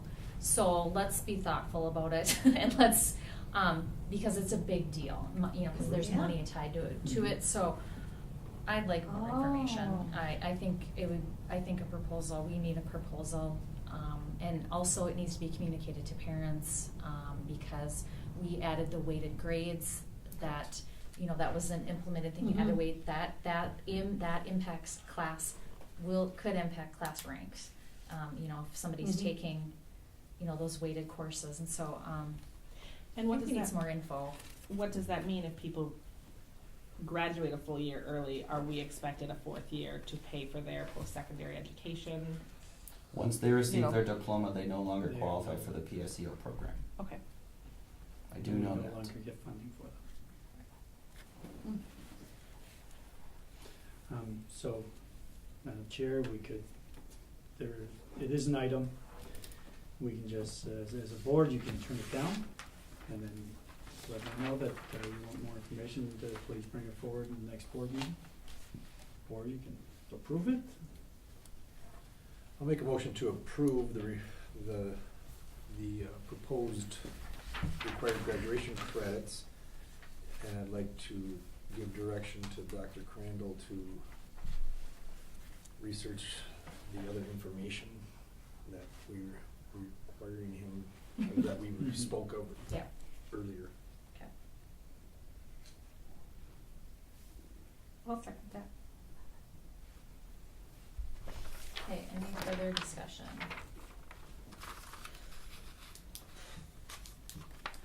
All those in favor, please say aye. Aye. Opposed, please say nay. Great, thank you, Mr. Hoffman. 6.6, to approve the Indian policies and procedures, and we have a handout.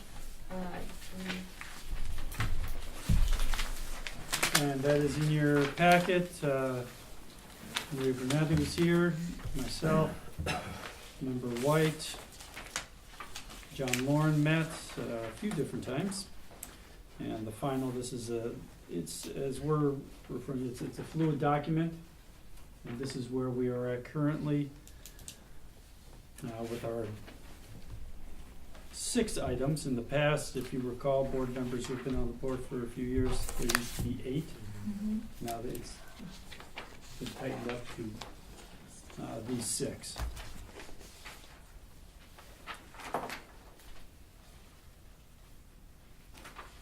So the first one is relative to disseminating information about our programs, evaluations, anything related to LEA, which is the local education group, basically a school district. And as you can see there, the district will share data from student assessments, explain what the assessment data means regarding their children, discuss plans to address the achievement gap. This meeting with parents will be held after the MCA results are in, or as soon as they're available. Latest time frame for the meeting will be at the June LAEC meeting, or at the end of the academic school year. District will organize a meal associated with an open board meeting with parents in Grand Portage in the month of October, which we've done. And as the district, we will give at least a 30-day notice to parents, tribal officials, Indian education staff, if any meetings that are to be held. So that's part of so that's the first one. Next one is to provide an opportunity for tribes, parents of Indian children to provide their views on district's educational programs and activities, including recommendations of the needs of their children and how the district may help those children realize the benefits of all of our programs and activities. We'll inform tribal officials and parents in a timely manner when and where planning for curriculum development takes place, what educational programs might be introduced, to get approval from Grant Portage before moving forward with implementing any of those changes. Grant Portage Rep will be a member of our curriculum review and development team that's under review. We'll have our district curriculum presented to the LIAC prior to school board's final approval. And Grant Portage Rep will be a member of the LEA's interview and hiring team. And then the superintendent will work with the LIEC, which is the local Indian Education Committee, and school board to develop a survey for American Indian parents, tribal leaders to identify prioritized listing of educational needs for Indian children. And then we'll have a meeting to discuss with all the stakeholders involved, to discuss results of the survey. Number 3, district will, at least annually, assess the extent to which Indian students participate on an equal basis with non-Indian children in the district's educational program and activities as part of the requirement. We'll make all educational programs available. Those would be inclusive of any program. We listed AP courses, ACT testing, Acuplacer, credit recovery online courses. And then have the number of Indian children that are participating in those. We'll compile that data and share that to presented, and that will be at our October meeting. And during that meeting, an opportunity for dialogue is being shared. That's how we set up our meeting. And then the policy 4, modify IPPs if necessary based upon results of any assessment or input described. So those were based on our meetings in Grant Portage with the parents, LIEC, tribal council members. If there are any issues that come up that we need to address, that kind of states the fact, as I mentioned before, that this is a fluid document. So we can readdress things, and if we need to make changes, that we would make changes. And it mentions about the open meetings, once again, in each October, and who's invited, and it's an open discussion, and that I will be working with the LIEC to develop that survey again. And just to let you know, I think Mr. Hoffman's here. He, myself, Ms. Burnett, and other members of LIEC, Ms. White, will be working on getting that survey designed and get that out. Number 5, policy, or respond at least annually in writing to comments or recommendations made by the tribe and parents of American Indian children. Once again, we're going to have these meetings. At those meetings, we're going to be taking minutes, and any recommendations, comments made by parents, LIEC members, tribal council, or any leaders within the community, we will respond to those comments. And we will meet twice a year as we set up with Grant Portage representatives and parents in the spring and fall, as we did just moments ago at our organizational meeting. And then the last one is provide a copy of the IPP annually to the affected tribe or tribes. In this case, we have Grant Portage, and so we provide that. And we discussed how we were going to do that at some of our meetings about getting it out in the moccasin, for example, posting in all the posting places within the Grant Portage community. The other district will include a copy of the IPP in the registration packet for every student, so we'll have that as well. And then the bolded spot there at the end of this document is the intent of our school district that all Indian children of school age have equal access to all programs, services, and activities offered within the school district. To this end, Cook County School District will consult with local tribal officials and parents of Indian children in planning and development of Indian policies and procedures, which is this document. General education programs and activities. These policies and procedures will be reviewed annually, and revisions will be made within 90 days of the determination that requirements are not being adequately met. And so there's a process on our end, and there's a process on Grant Portage. LIEC, when you get right down to it, that's the group that would be functioning as their governing board specifically to LIEC. And so that's where we are at with the LIEC. Ms. Burnett, is there any other items or comments? No, other than this one will be presented to our LIAC board on the 28th of January, and then if there's any changes to be made, we'll be doing that. Me and you will have conversations along with Deb White and John Moore. So this, as of now, is good for this year, for the application for the impact aid that's going in January. The signatures on that will be done by Friday, and I'll have those to Lori by the end of the Excellent. week, and so she can submit the impact aid on time.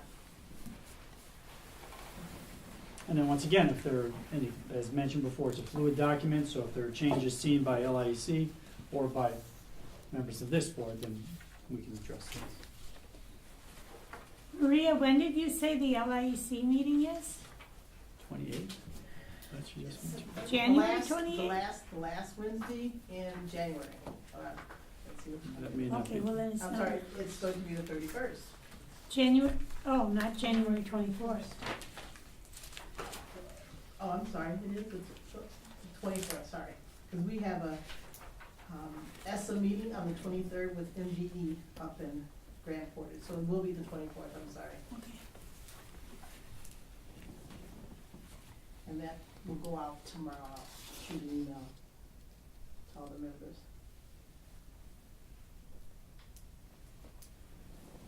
All right, so we need a motion to approve the Indian policies and procedures. I'll make a motion to approve it. I will second it. Discussion, any other discussion?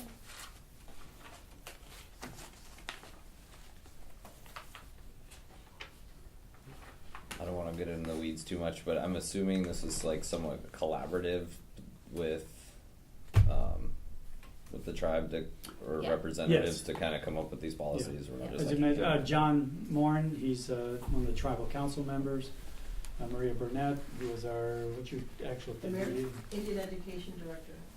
For Grand Portage, and then Member White and myself.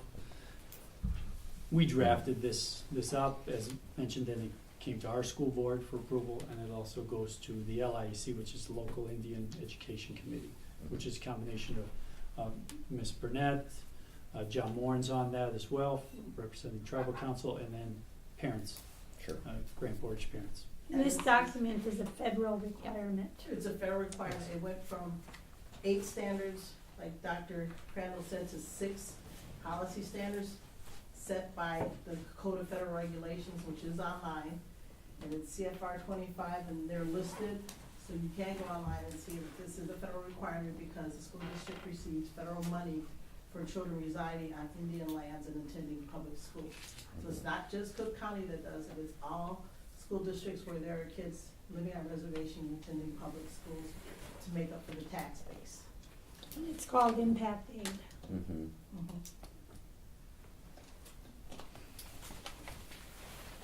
Good question. Any other questions or discussion? It's the only thing that I feel like it's the obvious one is, once it's adopted, or if there's any changes, please make us. Oh, yeah, Oh, yeah. we come to our board then These for sort of approval as things. well. Right, it Right. does. Mhm.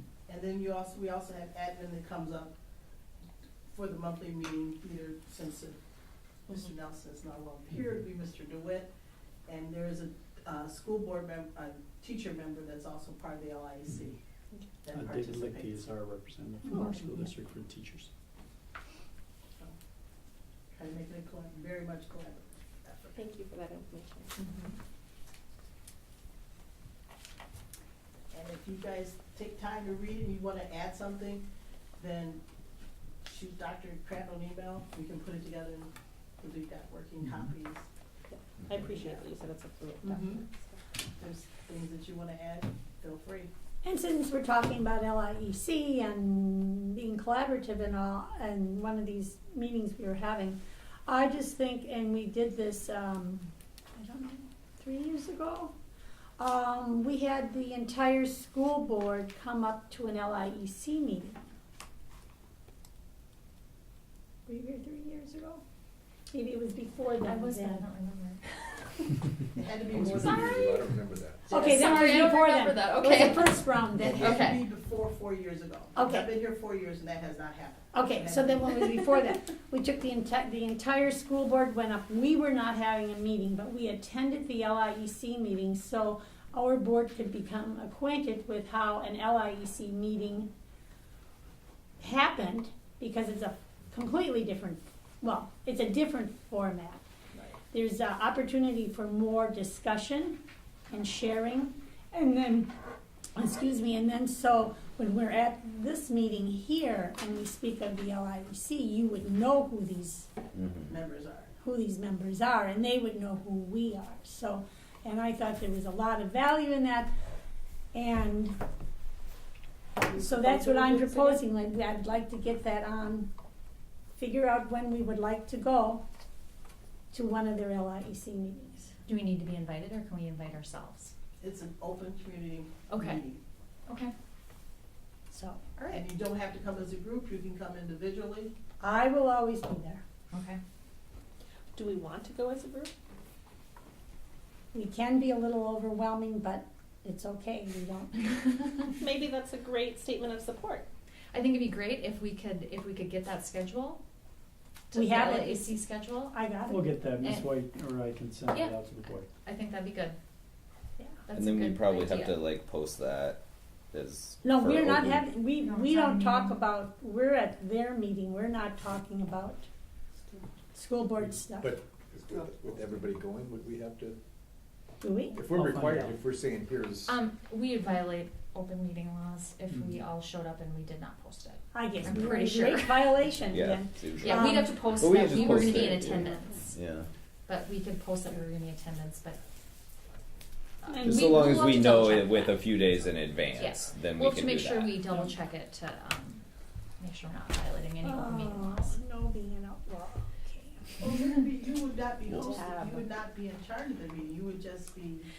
But even when three of us are together, it's considered a quorum, no Oh, matter if we're at the sure. grocery store or wherever, and so we have to. be Actually, careful. grocery store's okay. Is the grocery store okay? Yeah, as long as There's you're not a talking about school. social- Yeah. That's a social piece. Okay, so, But the grocery store is social, and that's where everybody talks to me. No, about. that's So the there's, exception. there's Social. an exception for social gatherings. Oh, okay. So, and even on things like social media, for example, if 3 board members comment on the same thing, as long as it has nothing to do with board member things, oh, congratulations on your beautiful new baby or something, it's not considered Okay. a violation. we'll do our Because homework. so you know that when the emails, if I talk to Sissy about something, I can talk to nobody else, and she Yeah. cannot talk to You can do it Terry. individually, you can't do it as a group. Right, Yeah. right. We'll do our homework and we'll, get that And schedule and we'll we'll be attend. Okay, we need to vote on this motion to approve the That is a Indian, motion. policies and procedures. Any other discussion? All those in favor, please say aye. Aye. Opposed, please say nay. Motion carries. 6.7, to approve 5th grade teacher. You have some documentation in your, the enrollment trends for the Cook County schools is included for this item. And I'll let Dr. DeWitt speak to this, but if you look at the numbers, you can see where we have 2 sections in, up through, well, actually, we have 2 sections up through grade 2. We have a group of 26 with 1, we have a group of 33 with 2, and where we're looking at is 5th grade, and we have a group of 31. Where's the 34? Okay. I can't tell based on this. 2017-18 is 31. Currently it's 31. So we're 30. Last year it was Last year 34 we with had 2 two. Two sections. sections. Mhm. And so the board's aware, we began the year in 5th grade. Did I list it there? We began the year after, did I leave that out? No. Okay, but I believe we began the year 5th grade this year of 27. And if you look at our 1st grade, the next agenda item you'll have is about increasing specialist time. For 1st grade, they're up to quite a bit, but in 1st grade, you have 2 sections, so you have more flexible capacity in the classrooms. So 5th grade is continually added over the year, and the next student coming in has some additional needs. We'll be having 5 special education students in that section. 12 will be in title. Last year, this particular group made some significant reading gains with some of the things we did. Their math was about 44% were passing math. So it's a group with a lot of fantastic kids, but a lot of high needs. And when you get to this tipping point and we keep adding, the right thing to do is to allow us to focus more on the kids. And at a certain point, the group becomes such a large group where it's hard to differentiate instruction. And we've just seen it grow and grow over the year. So we're asking the board to approve the hire of an additional 5th grade teacher. Also in this thought process, we'd be hiring them for the remainder of the school year. Obviously, coming up in the next months, we'll be looking at programs and what we're looking at for next year and things like that. This is a correct grade to hire into. If we were to want to continue the position next year, we need 2 5th grade sections with the increased numbers there too. We just added a 4th grader yesterday to the 2 4th grade sections. So that need will be there as well. But we're asking for that for the kids. The next agenda item will, of course, be about increased specialist time because our 1st grade has grown so greatly. The 1st graders are now more than halfway across the gym in their squads, and they're out of chairs in many of their specialist classrooms. So,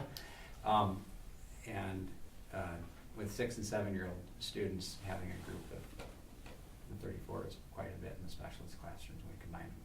I'm not as concerned about continuing the specialist classes doubled up with 2 5th grade sections of 31 because they're 12 years old. So I don't know if included in the packet was some of the cost No. computations in this back when they're done. Mr. Doyle had some good ideas with that and how we could afford that for this year without increasing our budget. We actually, just so the board knows, looking at financial side, because this is an increase in FTE. Based on the model that we are looking at implementing as far as managing coverage for, in this case, Mr. Doerr's class will be seeing significant savings based on who brings in the model that we're looking at. We're looking at doing some Mr. Lukanen, other social studies teacher, give him an overload. One of our other teachers who doesn't have a full load will be taking on the advisory exploratory periods. So no special licensure there. And an additional course with the AD schedule will be having a sub come in and take that. So really the sub will only be minimal FTE amount in comparison to hiring full-on sub. And so we'll be saving there. And that was up by principal reports, guys, if you guys were wondering where that the model was in there? The model for social studies was in here. And so that savings would allow or provide enough funding to support actually both items 6.7 and 6.8. So that's on, after the student spotlight, it says proposed social studies coverage 2nd semester, in case you hadn't seen it or wanted Yes, to and refer Mr. to it Lucan as would have the discussion. overload. We have a substitute teacher, actually retired social studies teacher, Ms. Wester, come in, and then.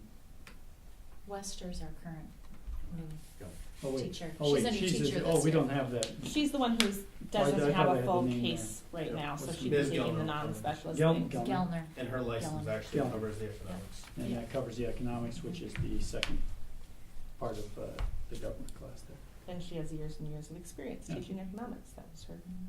Yeah. Yeah. So that's just information for the board to know that financially we'll have enough funds to cover this. Right, with some So it's review. not an ad, because I did ask Dr. Mhm. Crandall Lori that question is, are we looking at an add to our budget? And they said that Right. when it It'd be gets better down to if the bottom, The wash would be in the Yeah. district's favor. so. Okay. Nice job. Good job. It worked out well for us. I'd just like to say credit to Mr. Dorr for stepping up and getting the idea.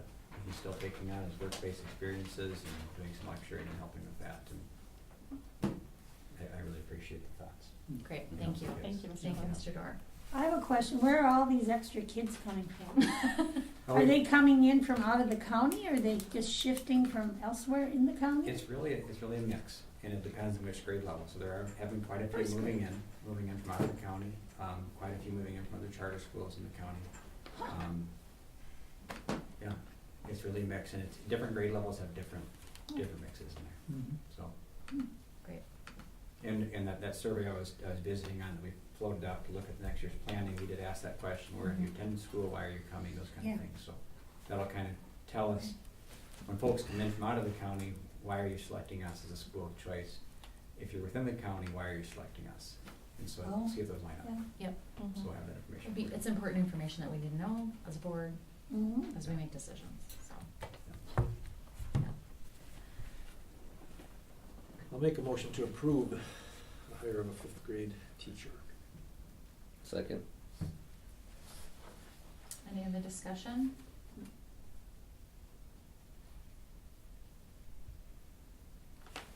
All those in favor, please say aye. Aye. Opposed, please say nay. Motion carries. Okay, 6.8, to approve 0.15 FTE increased specialist time, and Dr. DeWitt made comments regarding that. So more specifically, we're adding time onto our music, our physical education, and our art classes. One more half-hour section for first grade. So first grade goes. Yeah, the FT is so low because it's for only half the year. So this would all be implemented the second semester. That won't happen with world languages? It's also a specialist first grade student? No, currently the teachers that will attend with world languages, and the world language is already split by section. Okay. So we set up world languages so the kids are never doubled. Yep. The other classes they're doubled in right now. Okay. We could look at that too for next year, how the right model for that, if we want to make that same. Mhm. Alright, so I need a motion. I will make a motion to approve a 0.15 FTE increased specialist time. Second. Other discussion? I think you already said it, but just for clarification purposes, the 5th grade and the 0.15 increased FTE, none of this is making a negative impact on our Correct. budget. Okay, thank you.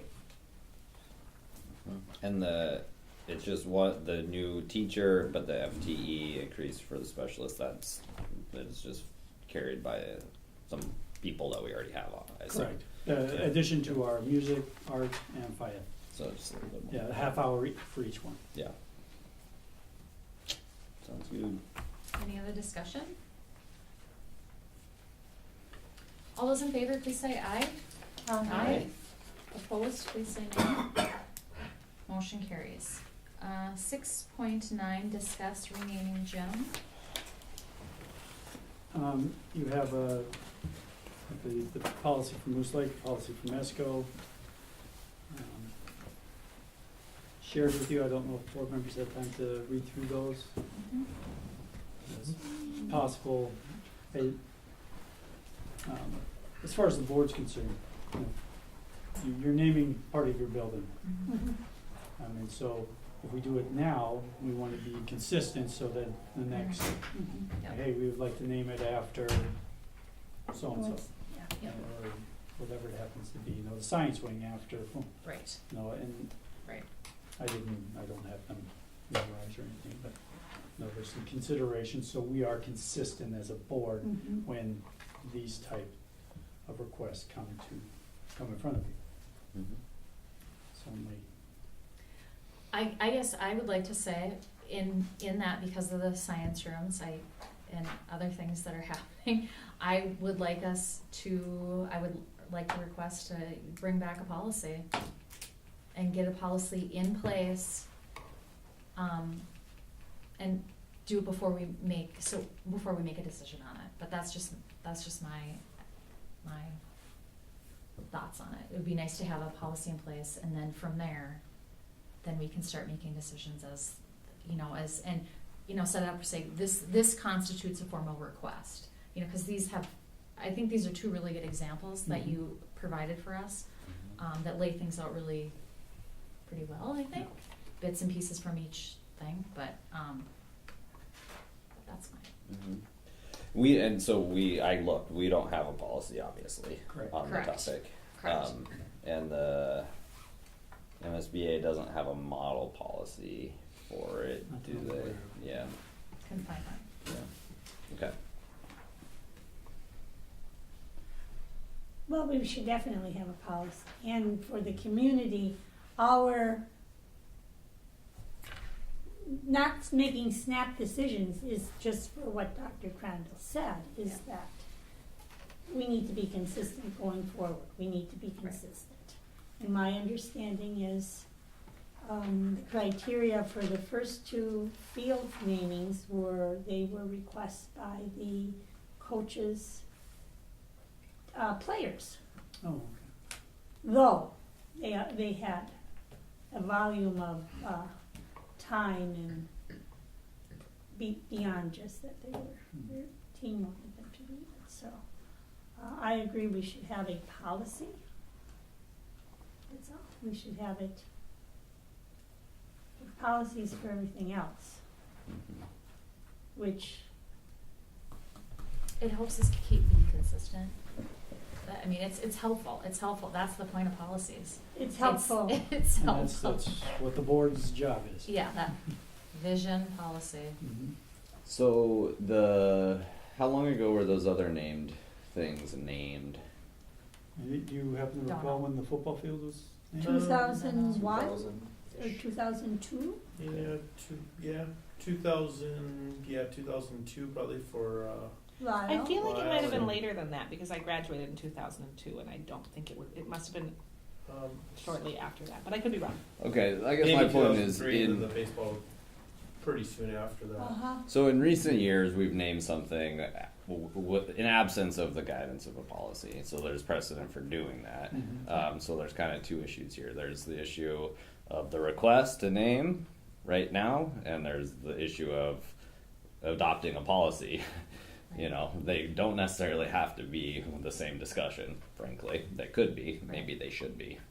You know, do we want to, we could say, okay, and do that, and say, okay, let's do a policy going forward, because we have precedent for doing a naming without a policy. But I'm just throwing that out there for food for thought. But that being said, I'm on board with policy too. Whether or not we need the policy first, I'm not familiar enough with the situation to say, because I don't know. I've just anecdotally heard about the person. I haven't read any accomplishments or anything like that. So I think it's not the person. It's our lack of policy. Mhm. The lack of policy. It's not the person. And past precedent is kind of far in the past. Well, it's yeah. I mean, we got lucky that it was.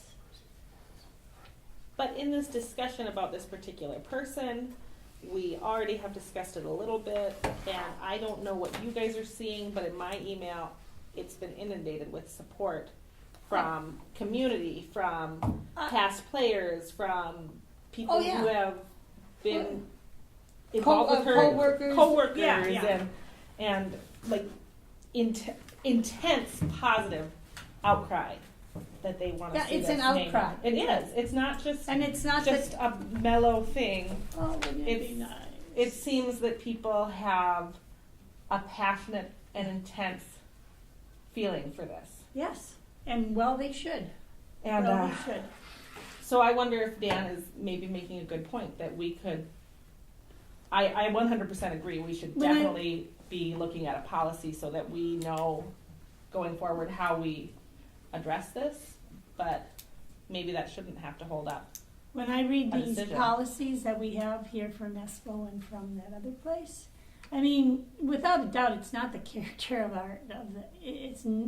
that's not it at all. I mean, perfect. I mean, you read this and It describes Pam Taylor. Yes, it does, right there, all of them. So, question is,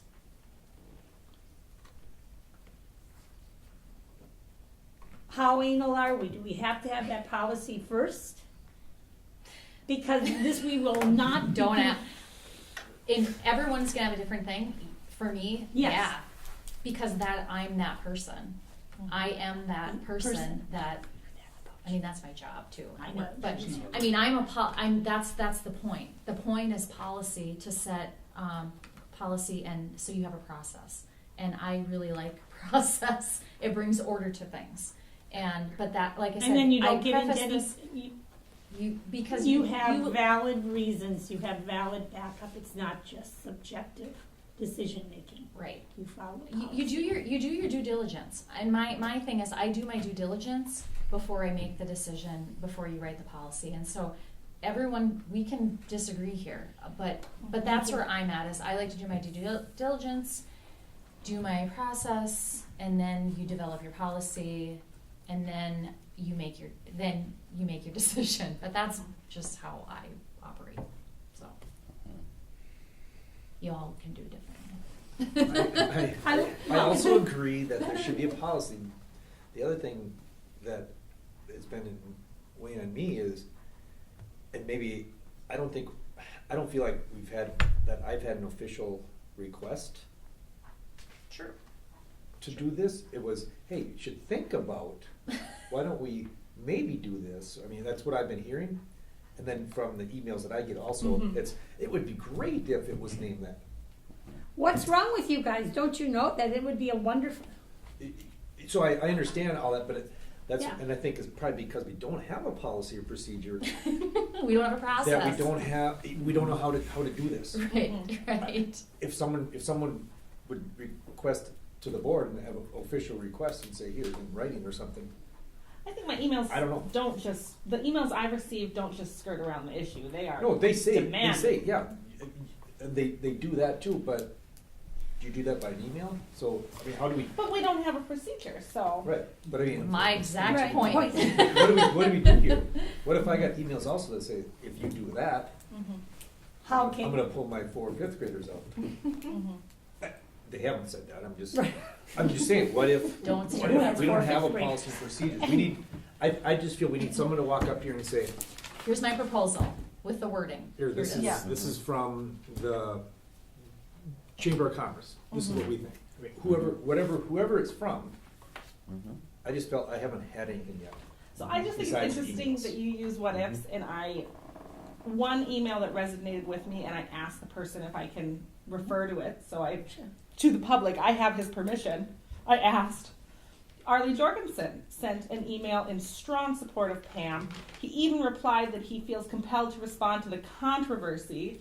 So, I'm concerned about that. And Well, he and- adds, So he should be right I would here. say there's no controversy. There- I think there was Requested. something that played where I was misquoted, woefully partially misquoted. quoted, And yeah. so that, I think, there's trying to create a controversy where there isn't a controversy. And the other part of this is I probably should say at the beginning, I really in my mind, I don't attach people to this necessary decision. So in my mind, Pam is great, but this is not about Pam Taylor. This is about having a process in place and having a procedure in place. This speaks nothing to her. It speaks nothing to her qualifications or her deserving of this, nothing. But in my mind, I take the people part of it out of it, and I think more. So the question I have about that though is and it's because we don't have a policy that this has happened. Yeah. Our discussion item, discuss renaming the gym, has come about already with Pam Taylor's name attached to it, right? So, and this is another thing that Arlie said. When he was notified the baseball field was to be named after him, I'm going to just read it as it was.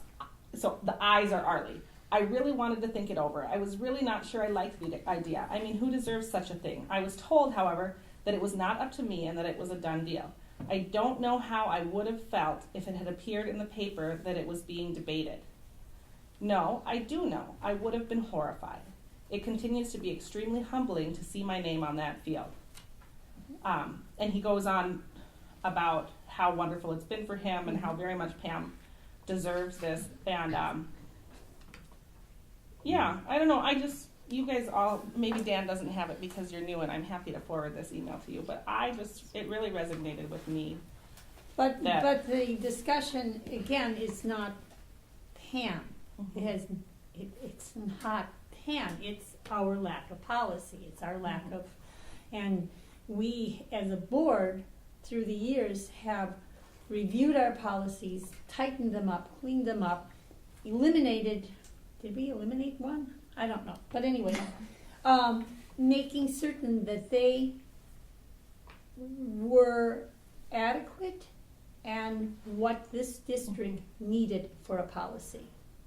And in this instance, we don't have one. So we should have a policy. I agree with you, I do agree with you.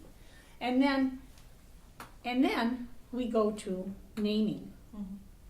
But it's not debating the character or the quality or Pam Taylor, anything about Pam Taylor. It's about the fact that if we're going to name part of our facility, We should have a policy. we need to have this policy, and then the policy will guide us. It's a guideline, it's an outline as to how we're gonna do this, how does this happen? So I've heard Sissy and I've heard Deb, and I'm just curious, the gentleman here at the table, what are your thoughts about how we should proceed with Well, this? I think we should have a policy in place, First. but I'm not opposed to what Dan kind of brought up about, could we do it ahead of time? Yeah, and then you add a policy? Sure, we could do that, we can do that.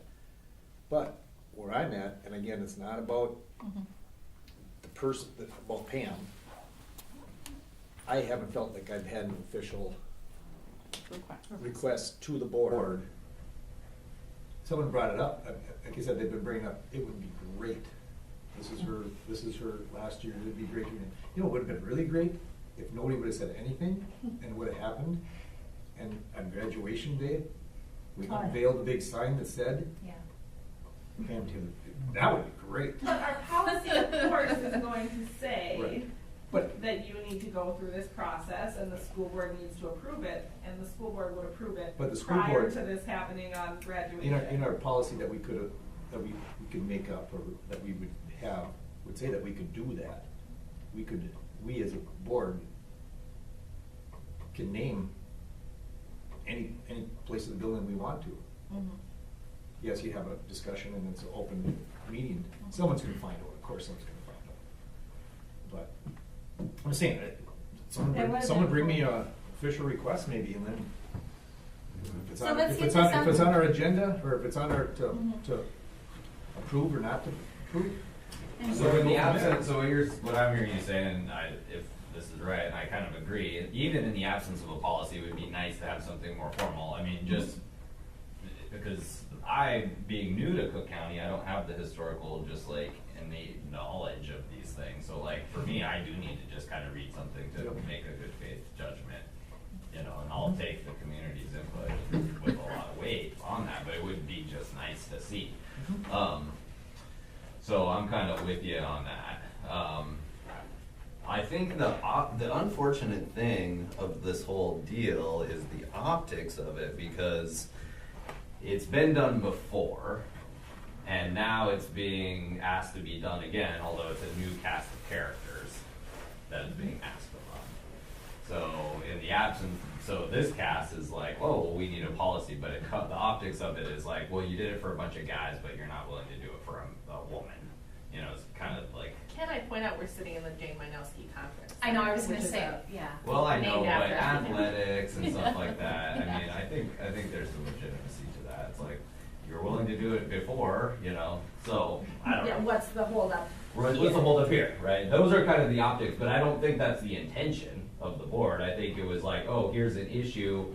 It forced the issue that we don't have a policy with not, and unfortunately, the collateral damage is Pam, because her name was the one thrown in the ring for the discussion to be had. You know, and that's the optics of it, unfortunately. And also, unfortunately, it's the media's presentation of our discussions. Sure. And with a real tendency to put negative spins on some of the most positive meetings we've ever had. So, and sometimes just through incomplete reporting of what was, you get the wrong impression. So I believe simply because in the past things were done without policies and done just kind of cowboy up, we're going to do it this way, didn't always work very well around here. didn't work so well. So I believe since the tendency of this board and the board prior to this one has been to try to be more professional, to try to get things in place so that there will be consistency, and where you can come back and say, no, the policy is such, and because of that, it doesn't mean we cannot change policy going forward, but we have tried to be professional. We have tried to have everything so the next set of people that come in can say, this is what the policy is, this is how it's been done or why it's been done. So it's not made up every time. It takes the subjectivity out of things. It gives credence to governing. If you actually have rules that are, this is what you govern by. And so, yes, if we were to say that, absolutely, let's name it after her. She's all deserving. But it goes back to, we've got to do it in the right order to make it be really legitimate. Really legitimate. Because if you read the policy, in deciding naming why, what the individual will, what are some of the characteristics of these.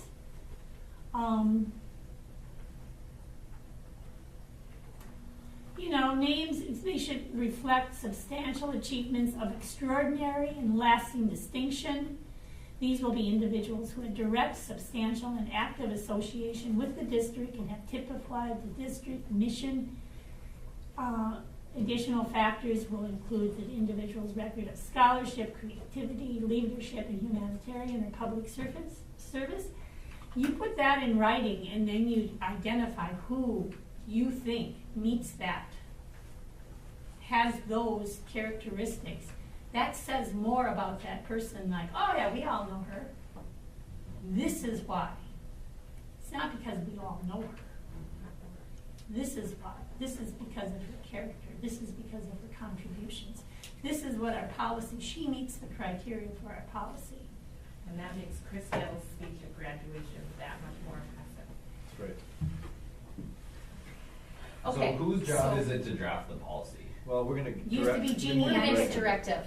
Okay. If that's what the board, if that's what people are thinking, in this, if that's the decision of that we would make a directive to the superintendent to draft some type of policy and then bring it back to the board at a future date. At the next meeting. Yeah, I would say, let's try to, Yeah. We've got two great policies here. I can't imagine ours would be a whole lot different. I mean, Yeah, right. and I think we can make this happen pretty To quickly. approve a policy, is it 3 readings? It can be done in one. That's the board's prerogative. Thank you. A lot of times they do 3 because the first time it's, this is the first time we've seen it. Give the board time to digest it. The second reading, hey, we'd like to tweak here, and then we do those tweaks, and then the third one, it's got the tweaks done, everybody's seen it, and then you adopt it. But you can do it in one session.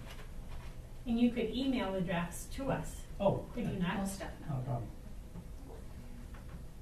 Yeah, I'd like to see it happen quickly. Mhm. I would love, if the direction we're going, I know we're not necessarily saying that's officially anything, but if the direction we're going is to name it after Pam, name the gym after Pam Taylor, it seems it would be appropriate to try to do it in time. And it seems like the board's gonna need some sort of a formal nomination that we'd like to see, so. If we'd like to put that as part of our policy. Yeah. I'll share that with the people who Well, in the initiated the policy conversation. too, in some of the policies I've seen, Yeah. put in there that the board can come up and say, I could say, you know what, I would like you guys to think about this, and at the next meeting. On the other hand, depending on who's doing the nomination or whatever it is, that might add to Chris Gale's wonderful speech of things he can say at What is, graduation. are you speaking at graduation? Not this year. He just suggested, Oh, I keep referring But to I him would- because he said, Yes. wouldn't it be nice to unveil this at graduation? It So would. he Wouldn't said it? that first, oh, I see. and so I keep referring to this So, yes. idea of Chris's. No, it would be great. Yep, okay, so we're gonna make a directive to Dr. Crandall to Yes. come back Please. with the policy. At the next meeting Yeah. that we, and so we have seen it before the next meeting, so we can approve it and move forward. And I just then hope, get a formal request Yeah. to happen, so that we can. and I just hope the narrative from this whole thing is that the narrative that people take away from our discussion here is that we're a thoughtful, thorough board, and we are guided by policy, and, they can criticize us for that same exact thing, that we're slow and whatever, but I just think that, policy is important, so that's the takeaway I hope people take from it. And I really yeah. hope that in no way does anyone take away some negative about the person. Oh, That's- somebody that's- will. That's. I don't think that that was No. anyone's intention along the way. Never. All right, ready to go, 6.10, discuss community comments guidelines. You have that in there? So that's there, I think we haven't reviewed this in a long time, I know it's getting late in the evening here, but, when I looked at other people's, just one of the things that sticks out on here, number 6A, we say, what agenda item does this proposal relate to? We don't specifically say your comments have to be on the agenda, where some boards, part of their community comments is, your community comment has to relate to an agenda on, an agenda item. If it doesn't, then you can't, you're not supposed to speak during community comments. You know, there's ways you can contact a board member to have something added. So that was the biggest one that I thought for consideration. Did anybody have any? It used to be on there. And it used to be on there and we took it off. So you're Yeah. saying that you're suggesting that it should relate to an agenda item or that it doesn't need to? I'm saying, I'm wondering how people feel about it. Is it something that we should have on there, or do we wanna leave it open? Can you remind me what number we're looking at, sorry? 6A. 6A. Yep. Well, so here, I'll just jump in with my 2 cents. Yep. I think just being in a small community, I've gotten emails already from people, which is great, but it's so small and spread out. Like, I think it's kind of nice to see people in face and you can communicate sometimes a little bit more effectively. Some people can, certainly. So I think limiting people's ability to stand up and say something, I wouldn't want to go that direction. Just because I haven't seen it be a problem yet, you know? It's not like we're inundated, the meetings are still under control. So that's sort of my 2 cents. You know, I would, but as read it now, I don't think it limits people because it says if appropriate, you know, that kind of like opens, if it's on the agenda, let us know. If it's not, then it doesn't matter. My 2 cents. Perfect. I don't think we should limit what people want to say to us at all. Agreed also. All right, are there any other items on here that you feel like we need to move, or are we all in agreement? I mean, we haven't, this was from 2014, and so I just thought it was a good time to kind of look at it and, see if we needed any tweaks, or if we wanted to. And I understand the Take some time community, at it. community comments are really frustrating to community members because they want A dialogue. a dialogue, and that this is not it's not I how think the it's school boards are very structured. important to stay in such a way that it's not a dialogue, because reactionary responses in the moment, that's what will get me in trouble, saying, oh my goodness, I've got something really inappropriate to say and saying it, versus having the time to process it Yeah. and create a thoughtful response that I can choose to do via email or say something later in the meeting or at another meeting if I choose to. I think discussions, it becomes the possibility for something a little more volatile than is intended. And I'm sure Dan, you learned at your MSBA conference that you do not respond directly you need time to do your research, Mhm. and I mean, that's their big thing is you don't respond right away because you need to make sure you do your due diligence. And Unless you're Dr. Crandall with a very obvious response. unless you he know, has that some, this is- yes, but. And I'd ask them, sorry. Yeah. Or you'd ask me to respond. Yeah, right. Well, the thing that they mentioned at the conference is, and I think this would be maybe a helpful thing to add because, so that people understand why, is, you know, this is the board's meeting. It's our business. And this is our meeting. meeting, Right. like it's open to the public to view, it's not necessarily open to the public to That's right. participate. And that was sort of the point, and here's the opportunity to say your piece, but this isn't like a meeting, this isn't a town hall, this is our meeting. And maybe, you know, and I think that's where maybe we get into trouble, or boards get into trouble of like, well, I don't wanna talk to you, it's that people just don't understand, like, that's cause it's just, this is our meeting. And you get to be here because of open meeting laws, whatever, and here's an opportunity to speak. And Certainly. it's 8:20 right now, and we're all still here, and our meeting isn't over. You know, if we allow intense discussion, and I'm already not putting my kids to bed, which is fine, because it's a rare thing for me, but you know. I'm always home. This is my delight to be here. I'm delighted to be here. This is upside down. Okay. I think it's just a good time, we should review it once in a while. So I think it's a good practice. What do you see, Dr. Crandall? You attend more board meetings than I do. I think as far actually, as schools. Is this as standard? the chair, this is pretty standard. And as the chair, Ms. Lundy has mentioned a number of times, you know, this is our meeting. Sometimes the response is we're going to take that under advisement. What I've seen in MSBA, and Dan, you may have just gotten this, is that in some cases you may get a community comment. It's the first time the board as a whole has heard it. Maybe one email went out to one particular board member, but as a whole, you haven't. And at that point, it's oh wow, this is new. So it should be an agenda item on the following meeting. And I do a good enough job sticking my foot in my mouth when I've seen the things we're gonna talk about, and now I'm gonna talk about it, so I don't, you know, the reactionary setup is no good for someone like me. Yeah, as Dan mentioned, it is your meeting as the board. The only thing that would concern me is that it says, you know, we will respond, like, so if we're gonna say we're gonna respond, like, at the next meeting or whatever, then we should probably make sure we do that. Otherwise. Maybe you should say we may respond. If we remember. If we I'm remember. looking for that.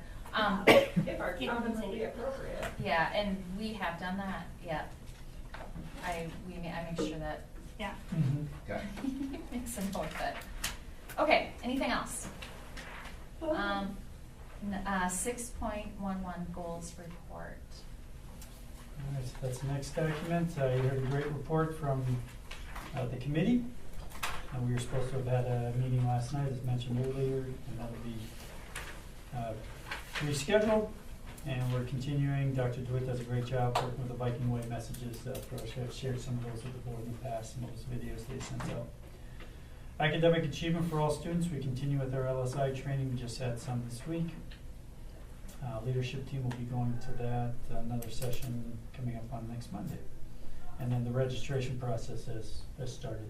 Looking at next year, as Mr. Dorr mentioned, some great opportunities coming forward for some of our students. And then district budget piece. The levy piece went through last meeting in December, and then audit was successful there. We went through that process, and then we are starting to look at our next budget. And the other piece is that we also have a food audit, and we're finalizing that up in our final report that's due 26th. So we're working through that. So we've got lots of things still going on. Okay. Questions for Dr. Crandall? The big piece is March 9th for the summit that was shared. Yes. Thank you. Okay, 6.12, discuss Sawtooth Bluffs project. Hi. Hi. Nice to see you. You've been here for a Sorry. long time, Thank you so for it's, waiting patiently. please introduce yourself, because I've not met you. Sure. Well, I'm Lisa Kirk. I'm the county's, it's a new position, I'm Commissioner Parks and Trails Director. I've been in the position just over a year now. We are working on the Sawtooth Rust Project, which has been part of the community for quite a while, since I think the 1980s. It's kind of been a subject. It's about 640 acres north of the hospital, kind of encompassing the water tower, Old Ski Hill Road, that area. It's kind of half 60-40 city of Grand Marais property and then county tax forfeit land. And the county, or the city of Grand Marais actually went through and got regional designation for it through the Greater Minnesota Regional Parks and Trails Commission. So the next step was to do a master plan. And so that's what we're working on right now. And throughout the years in the past, and even through that resignation, there'd been some school land that was part of the project. It's basically, if I'm remembering correctly, which I apologize for not having more information for you, Dr. Crandall caught me when I was on a break. I was actually a potential juror today. So I was in the court all day today, so I didn't get a chance to get a lot of information for you. Otherwise, I would have had a map, but you can... I shared with the board that proposed map, and so yeah, explain, because it's over there, and where's our land? Ours is to the west. Behind the football field area, isn't it? Yeah, it's basically the woods area from the fields north to the new gun plant. New gun plant. Okay. Yeah, in that area. And we've gone through one, we call it the public phase, and that's kind of information that I have for you here. I hope I made enough copies for everybody. But so how we did this is we basically contacted stakeholders, which are mostly user groups, things of that nature, to see what they wanted in this area. And it'd been. Do you need a copy? I can probably do it from memory. Okay. But so there'd been talk of trails, there'd been talk of nature center, there'd been talk of different facilities, campgrounds, things of that nature already from years past. And so how we did this is we had a web map, because we're working with the ARDC, Arrowhead Regional Development Commission, and so they created this web map. And so this first phase, we sent an email with a link to this map to all the stakeholders and asked them to put a point where they think an idea could be, and then they can put a comment, or they could just give general comments. And so the information, the first page is that email that got sent out to everybody, the stakeholders. And then the next pages are kind of what came of those comments. So we had things in different categories, whether it be camping, whether it be trails, we had things for disc golf, dog parks, all sorts of things. And so what we're working on now is taking those suggestions and making a new web map with all those ideas on it. And then once we get that finished, then we're going to send it out to stakeholders again and see if this is something they could see as a potential down the line. And then the final is going to be an online final draft that shows all this information. And then we can use that to create the final master plan to then go towards legacy funding, hopefully. Whether that happens right away, we don't know, but at least we'll have that in place for the next step of the potential program. And so what I originally reached out to Dr. Carter through email to find out if the school board and the school in general is still interested in having that area of the school be part of the plan, as it had been in the past. Is the trailhead still going to be, was it north of the, I'm just reading this. Is it north of the medical There's a couple of campus? spots for potential trailheads. So if it's there, then we would be kind of on a spur trail. Yeah, there's potentials for, I know there's been talk about another ball field needed. There's been talk of connector trails. There's been talks of even potentially bringing in the community center and the YMCA as part of the whole recreation of the project. Mm-hmm. One of our concerns, of course, would be liability, because if it's on our property, multiple things could happen. Even when somebody's out there servicing the trail, because there's a windfall, so they're out there with a chainsaw and something happens, and it's on our property. What's our liability there? Or somebody from wherever is up here utilizing these great trails and coming up here to visit, and they fall, hurt themselves, or whatever it happens to be, and it happens to be on the trail, but on our property. What's our liability? And that's where my concerns are, and some of the boards as well. And that's some of the stuff that we need to get worked out eventually too. There needs to be, because there's gonna be maintenance issues, there's gonna be things like that. So that's, all those need to be through like partnership agreements and things of that nature to work out who is responsible for what areas, liabilities, things of that nature. So yeah, those would be worked out through the full master plan. Because, yeah, my question is exactly what you said, who's gonna maintain it? So it's our responsibility to maintain it, or is there gonna be an entity that does that? So when do you need the answer to that question, if we wanna be involved in the process? I know. Where is this area? It's it's between the football field and The New Dunklin Trail? Yes. I mean, it's not up by the old ski hill. That's part, it's No, 640 that's acres the total. school Okay, and what district is, property. what is the purpose of this Sawtooth Bluff? Because the information that I read came, I thought I copied it and brought it with me, and I'll probably find it in here when I get home, but, was that, there was something from the Forest Service describing the property, was that true? Well, it abuts Forest Service property. There's actually a pattern fen up in the northwest corner that what we'd like to do at some point is potentially work with the Forest Service to have like an educational boardwalk. Okay, the question I have is because it also came with an attachment, or it was part of it, of being very, very excited that Grand Marais was the only town on the North Shore that had 1 million visitors. And we need to provide more things for visitors to do. Are you kidding me? We have 1 million visitors, and now is this for the benefit of our students to have development? I mean, how do 1 million visitors in this county help our students? That's my question. It's a real philosophical thing. How much growth is enough growth? And how much do we give up of our community, give up of our students' property for the tourists? That's my question.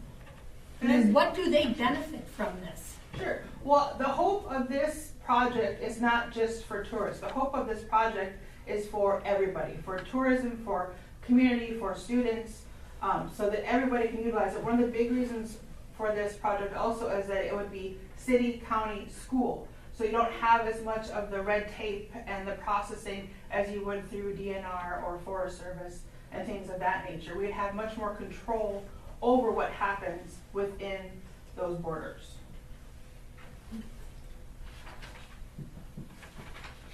Also, how much traffic are we gonna see on these trails? I guess just with them, and I did read that at the time, but I was not thinking of it at the time. 1 million visitors. Right now, the students use that frequently at least in the more favorable weather months. And will there be disruption to what they're doing utilizing the woods for their different activities? And the possibilities are to still have, as I read this, following potential uses: residential development, business development. This isn't for our property. Yeah, Oh, that's for the. No, that's they're the just whole- asking if we wanted to be part of the project, and so Yeah. board chair Wendy asked, what's the timeline for the board's response? Because I definitely think there's a lot of questions to answer. Like you're bringing everything that you're saying. Yeah. Like, what are we thinking? Like, what is? I mean, is it a bike trail? Is it a walking trail? Is it a whatever? So that's why I'm asking what the time frame is. So, and then my next question is, what information do we want to collect? Because I don't know. I don't think we have information to make a decision right now. And so that's why. What is the time frame that they're working under, and also what information do we need to gather to be able to make a decision? Mhm. And so those are 2 questions that I can think of. I don't know, Lisa, if you happen to know what Do you know timeline you're under? Well, for this process of the master plan that we're doing, which is kind of envisioning and beginning the master plan project, our funding goes through the end of February. So we're supposed to try and have that draft completed by the end of February. We're hoping to have this next phase of web map done within the next week or so. And as soon as we get it done, then we're gonna send it out to stakeholders. And, you know, I'd be more than happy to send it out to all of you as well for your input, your analysis, you know, your thoughts, your comments, because those are important as well. That would be great if Yeah. you could even highlight what the school district's property, as far as the component to the overall plan, if you could just focus in on that for us. So we're more, because that's what the board would be making their decision based on what is the function of our property. Yeah, in the past map that we had, it was actually designated by different lines of who owned what was city, what was county, what was potential, you know, trail area. We even had for sloping, we had for wetland, we had all that stuff to try and get as much identified on the map as possible. Oh, outstanding, yeah, so that the board will be clear as far as what the designation is for the school district property component of the overall plan. That would be good.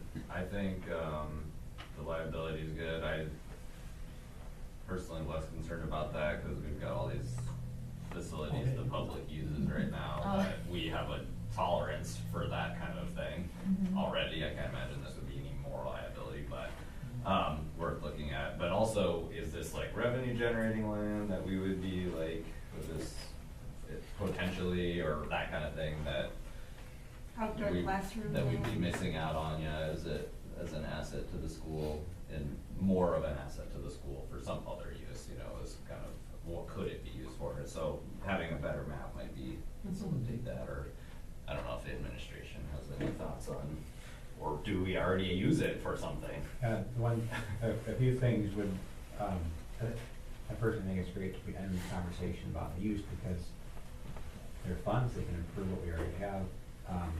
We love bringing kids into the woods. We never want to lose that beautiful trail system for science work and just being out in nature for the kids. And so, and I know that J.R. Smith and Koo talked about that, and they wouldn't be motorbikes and all that kind of stuff, which is great. One of the main concerns I have for the school is just that as a board and as a district, we also plan forward and think about what our wants and needs will be in the future for our priorities. It's our land for a reason, so we can benefit our students. Oh, we definitely think long term. Yeah, and when you think about this, this could help us if we have a great nature area that kids can go into and explore, and it's improved. People want to be part of our school. That helps us just in terms of enrollment. But I wouldn't want us to take a step and put something in some location that we just made a list before we said yes to this process. Might be a track, or it might be another baseball field or softball field, or whatever you can think of, If I, question, because it's our property, what would be all of a sudden, we want to expand, who knows, but, and in that general direction where the existing trail is, what would be the issue if we needed to now access that property, which has a trail existing? Could we take it back? Could we take it back? Could we take it back? Like, so if we say we want to be part of this, if we say, we're taking it back. Probably. Or are we like deeding the land? I don't, well, that's a question. Sure. Well, and that could be something that we could work out within the partnership agreement. Okay. If you wanted that clause in there. Yeah. As part of, I mean, the main part why we're adding and keeping the school in there is for the benefit of the school. Right.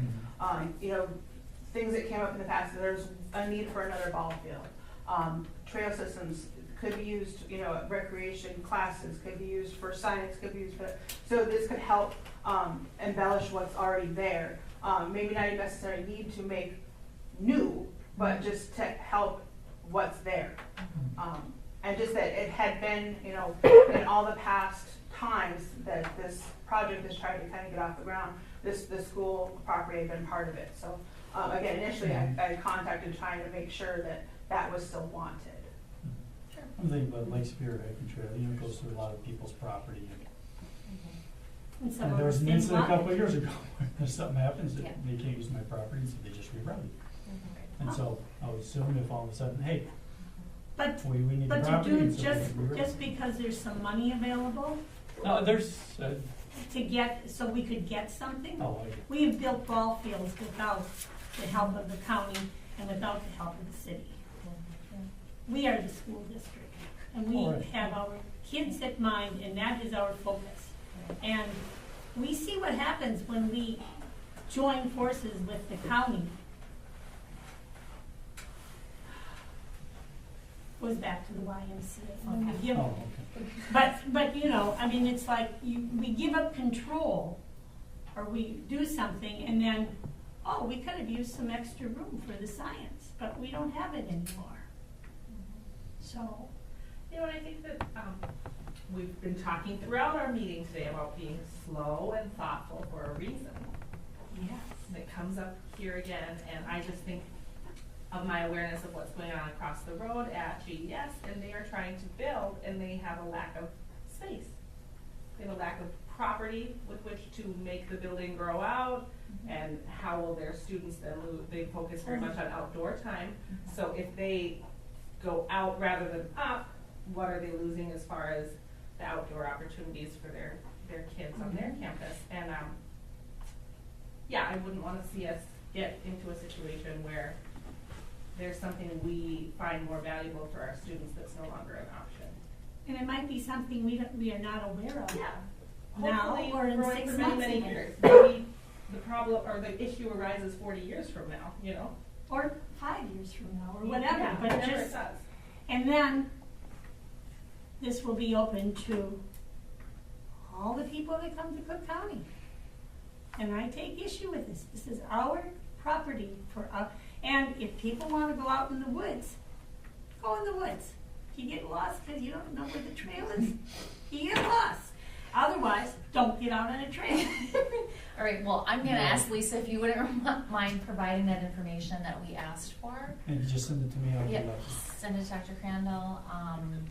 There is Just- also, yeah. sorry to interrupt, No. there is also a website, ARDC has a website, Okay. which Is that it Is this that here expected? on the I top? think it's, On yeah, I the think, bottom. well, that's the link to the Oh, web is on there, got but it. it should be at the bottom of the page. Okay. ARDC.org. There's also on the counties, on my Parks and Trails Commission, or Parks and Trails page, there's also a link to it on that page as well. And that'll give you can go and look at meeting minutes from the meetings that we've had so far. There'll be, there's some talk about the phase 1 part of it, and so that can give you a little bit of information too, a little bit more than I have for you right now. I should have, I'm trying to think if there's a map on there, but I can get you a better map too. But I just mainly before we got to that end point, wanted to make sure, because it is going to be a final draft, so it's not a final. Yep.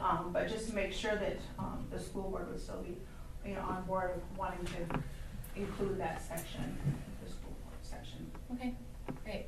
Thank you. Nice to meet you. Thank you for sticking Thank you. out at our long meeting. Yeah. Sorry Thank you to so keep you much, waiting for Lisa. so long, Sorry. so, thank you. And then just let me know what all Yeah. information, just so I don't miss anything, where you want it. The map and what the proposal is specifically for the school district property. Okay. Yep. Thank Okay. All right. Thank you. Okay, 7.0 personnel items. 7.1 to approve PK interim assistant principal interim. Which you go first? I'll make that motion to approve. I'll second it. Okay, discussion.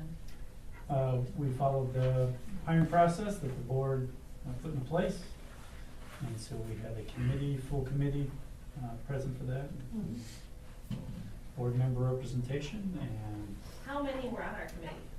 Oh, Was it 6 or 7? Seven. Seven is what, Yeah, so it was a large committee. And we did, we had a number of applicants, I think it was totaled out, I think 9 people ended up applying. We whittled that down to 4. You told me it was 12. Well, it could have gotten, you may have, it wasn't. And then based off of the criteria, one of the issues is we wanted a focus on secondary, so the majority of those that were whittled out just came to us with elementary experience. We interviewed 3 individuals in person, 1 via, it ended up being phone because the Skype wasn't working. And then based off of those interviews, the team unanimously decided on Mr. Dory. And so that's the recommendation coming forward to the board. for the interim position as assistant principal for the remainder of this year. And I wasn't here at the last meeting to add this when I'm sorry, I'm so excited to talk about this. At the last meeting, we discussed the math teacher position. I was able to be at that interview. It was my first time attending an interview of the school, not as a potential employee, but on the interview committee. And then I was part of the principal. And I just love that we addressed our process and procedures, and I love seeing it in action. And my husband was just so annoyed with me when I'm like, oh my gosh, I'm just so inspired by how good our work is and the positive results I'm seeing from it. And I was overjoyed, and my husband was like, I know you find this fascinating, but I'm done hearing about how excited you are.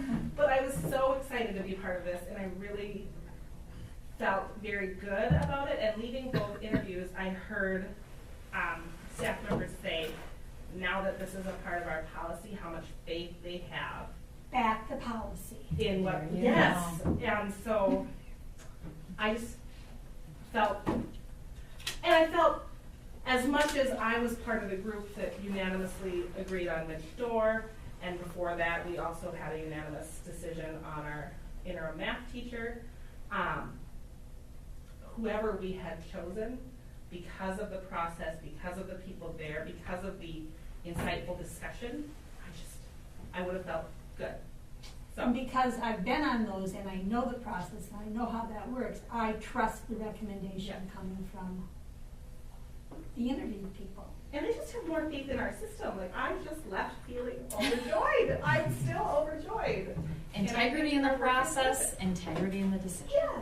And that's how it works. I felt really good. Good job, guys. Pat your own back. All right. Any other discussion? I also want to say, again, thank you to Mitch, because he has been at the building every time I drive by. He was willing to start immediately. And for an interim position, I just feel like we owe a lot of appreciation for that can-do attitude. And I was at the interviews, and not everyone was able to just hit the ground running had we selected someone else. Okay. One more line. I have so much Any more other about discussion? Yeah, I had actually asked this offline, but just for the record, I emailed that there's because he's a multi-talented guy, his other things are already lined up for being taken care of, his other responsibilities. So is that, maybe you could just briefly say that specifically. That was page 6, right? So specifically, AD and teaching are going to be covered by somebody else? right now He's not he's a coach and he's a teacher. Okay. We're looking for a coach. Okay. So if you know a basketball coach, we're looking for a basketball coach. Because that was one of the criteria of the AD position. Yeah, To have the only- That's next we're year. not, yeah, that's next Okay, year. that's- Yeah, we're not, okay. that's not There's even no part of the bearing on that. discussion. Okay, Right, yeah, gotcha. there's no bearing on that. Okay. The coaching does and the classroom does. So. Okay. But Mitch, you will be teaching college in the school class, right? Actually, second semester, Well, we hired Jane Gelder to fill that position. Oh, But to ensure that we have accreditation through UMD and getting the college and the school's credit, she has the license, but I will be doing the core lectures for that class to make sure that they are getting the stuff. We will still use my same tests that UMD's approved already. We'll still be using the same assignments that UMD's already approved. So to be honest, we'll have somebody that will come in very knowledgeable about the subject, but a lot of the stuff is what we've been putting the extra time in with is I've basically scheduled every single day already for that semester. She'll come in and implement the stuff. I will do the core lectures, but it's kind of a tag team, to be honest. I mean, I'll be. well, our kids are not Yeah. going to miss out. No. So that's. No, they that will was get the actually college part of our credit. original conversation. Yeah. That's important. It is really page 6 again on our board agenda. It's very detailed on all that. I'm tired of looking at that individual little screen. Okay. Going backwards. Okay. Any other discussion? Okay, all those in favor, please say aye. Aye. Opposed, please say nay. Motion carries. It is Congratulations. Congratulations, Mitch. Yes, Welcome. thank you. And it's 8:50. I need a motion to adjourn. Oh, I'll make that motion. I'll happily second it. Adjourn 8. All those in favor, please say aye.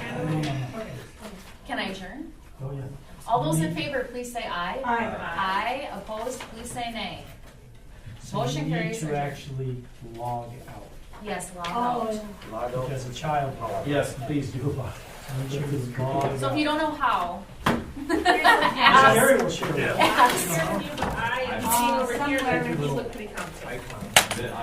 You guys use a system I know, so. Oh, really? Great. So I So work with Pam. I'm good. We haven't had those conversations. Thank you. with the people who are going to get that increase. Make sure that we I get don't that accept before we any have a schedule kind of time. Past all that time.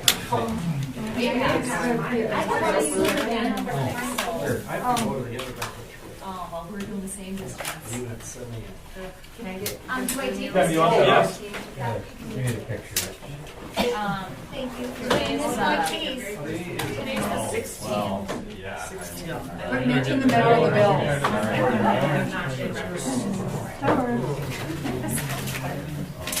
How do you want it? Right there. Oh, yeah, the new guy, yeah. We gotta get the new guy, yeah. Do you want, don't you want the other new guy in there? I got that. Did you already give him? I got him sworn in, I got a really nice. How are you doing? Well, I was gonna get just Nick. Are you still gonna come see me tomorrow? So I'm gonna have a full day, he's gonna have to be a job No, we need one.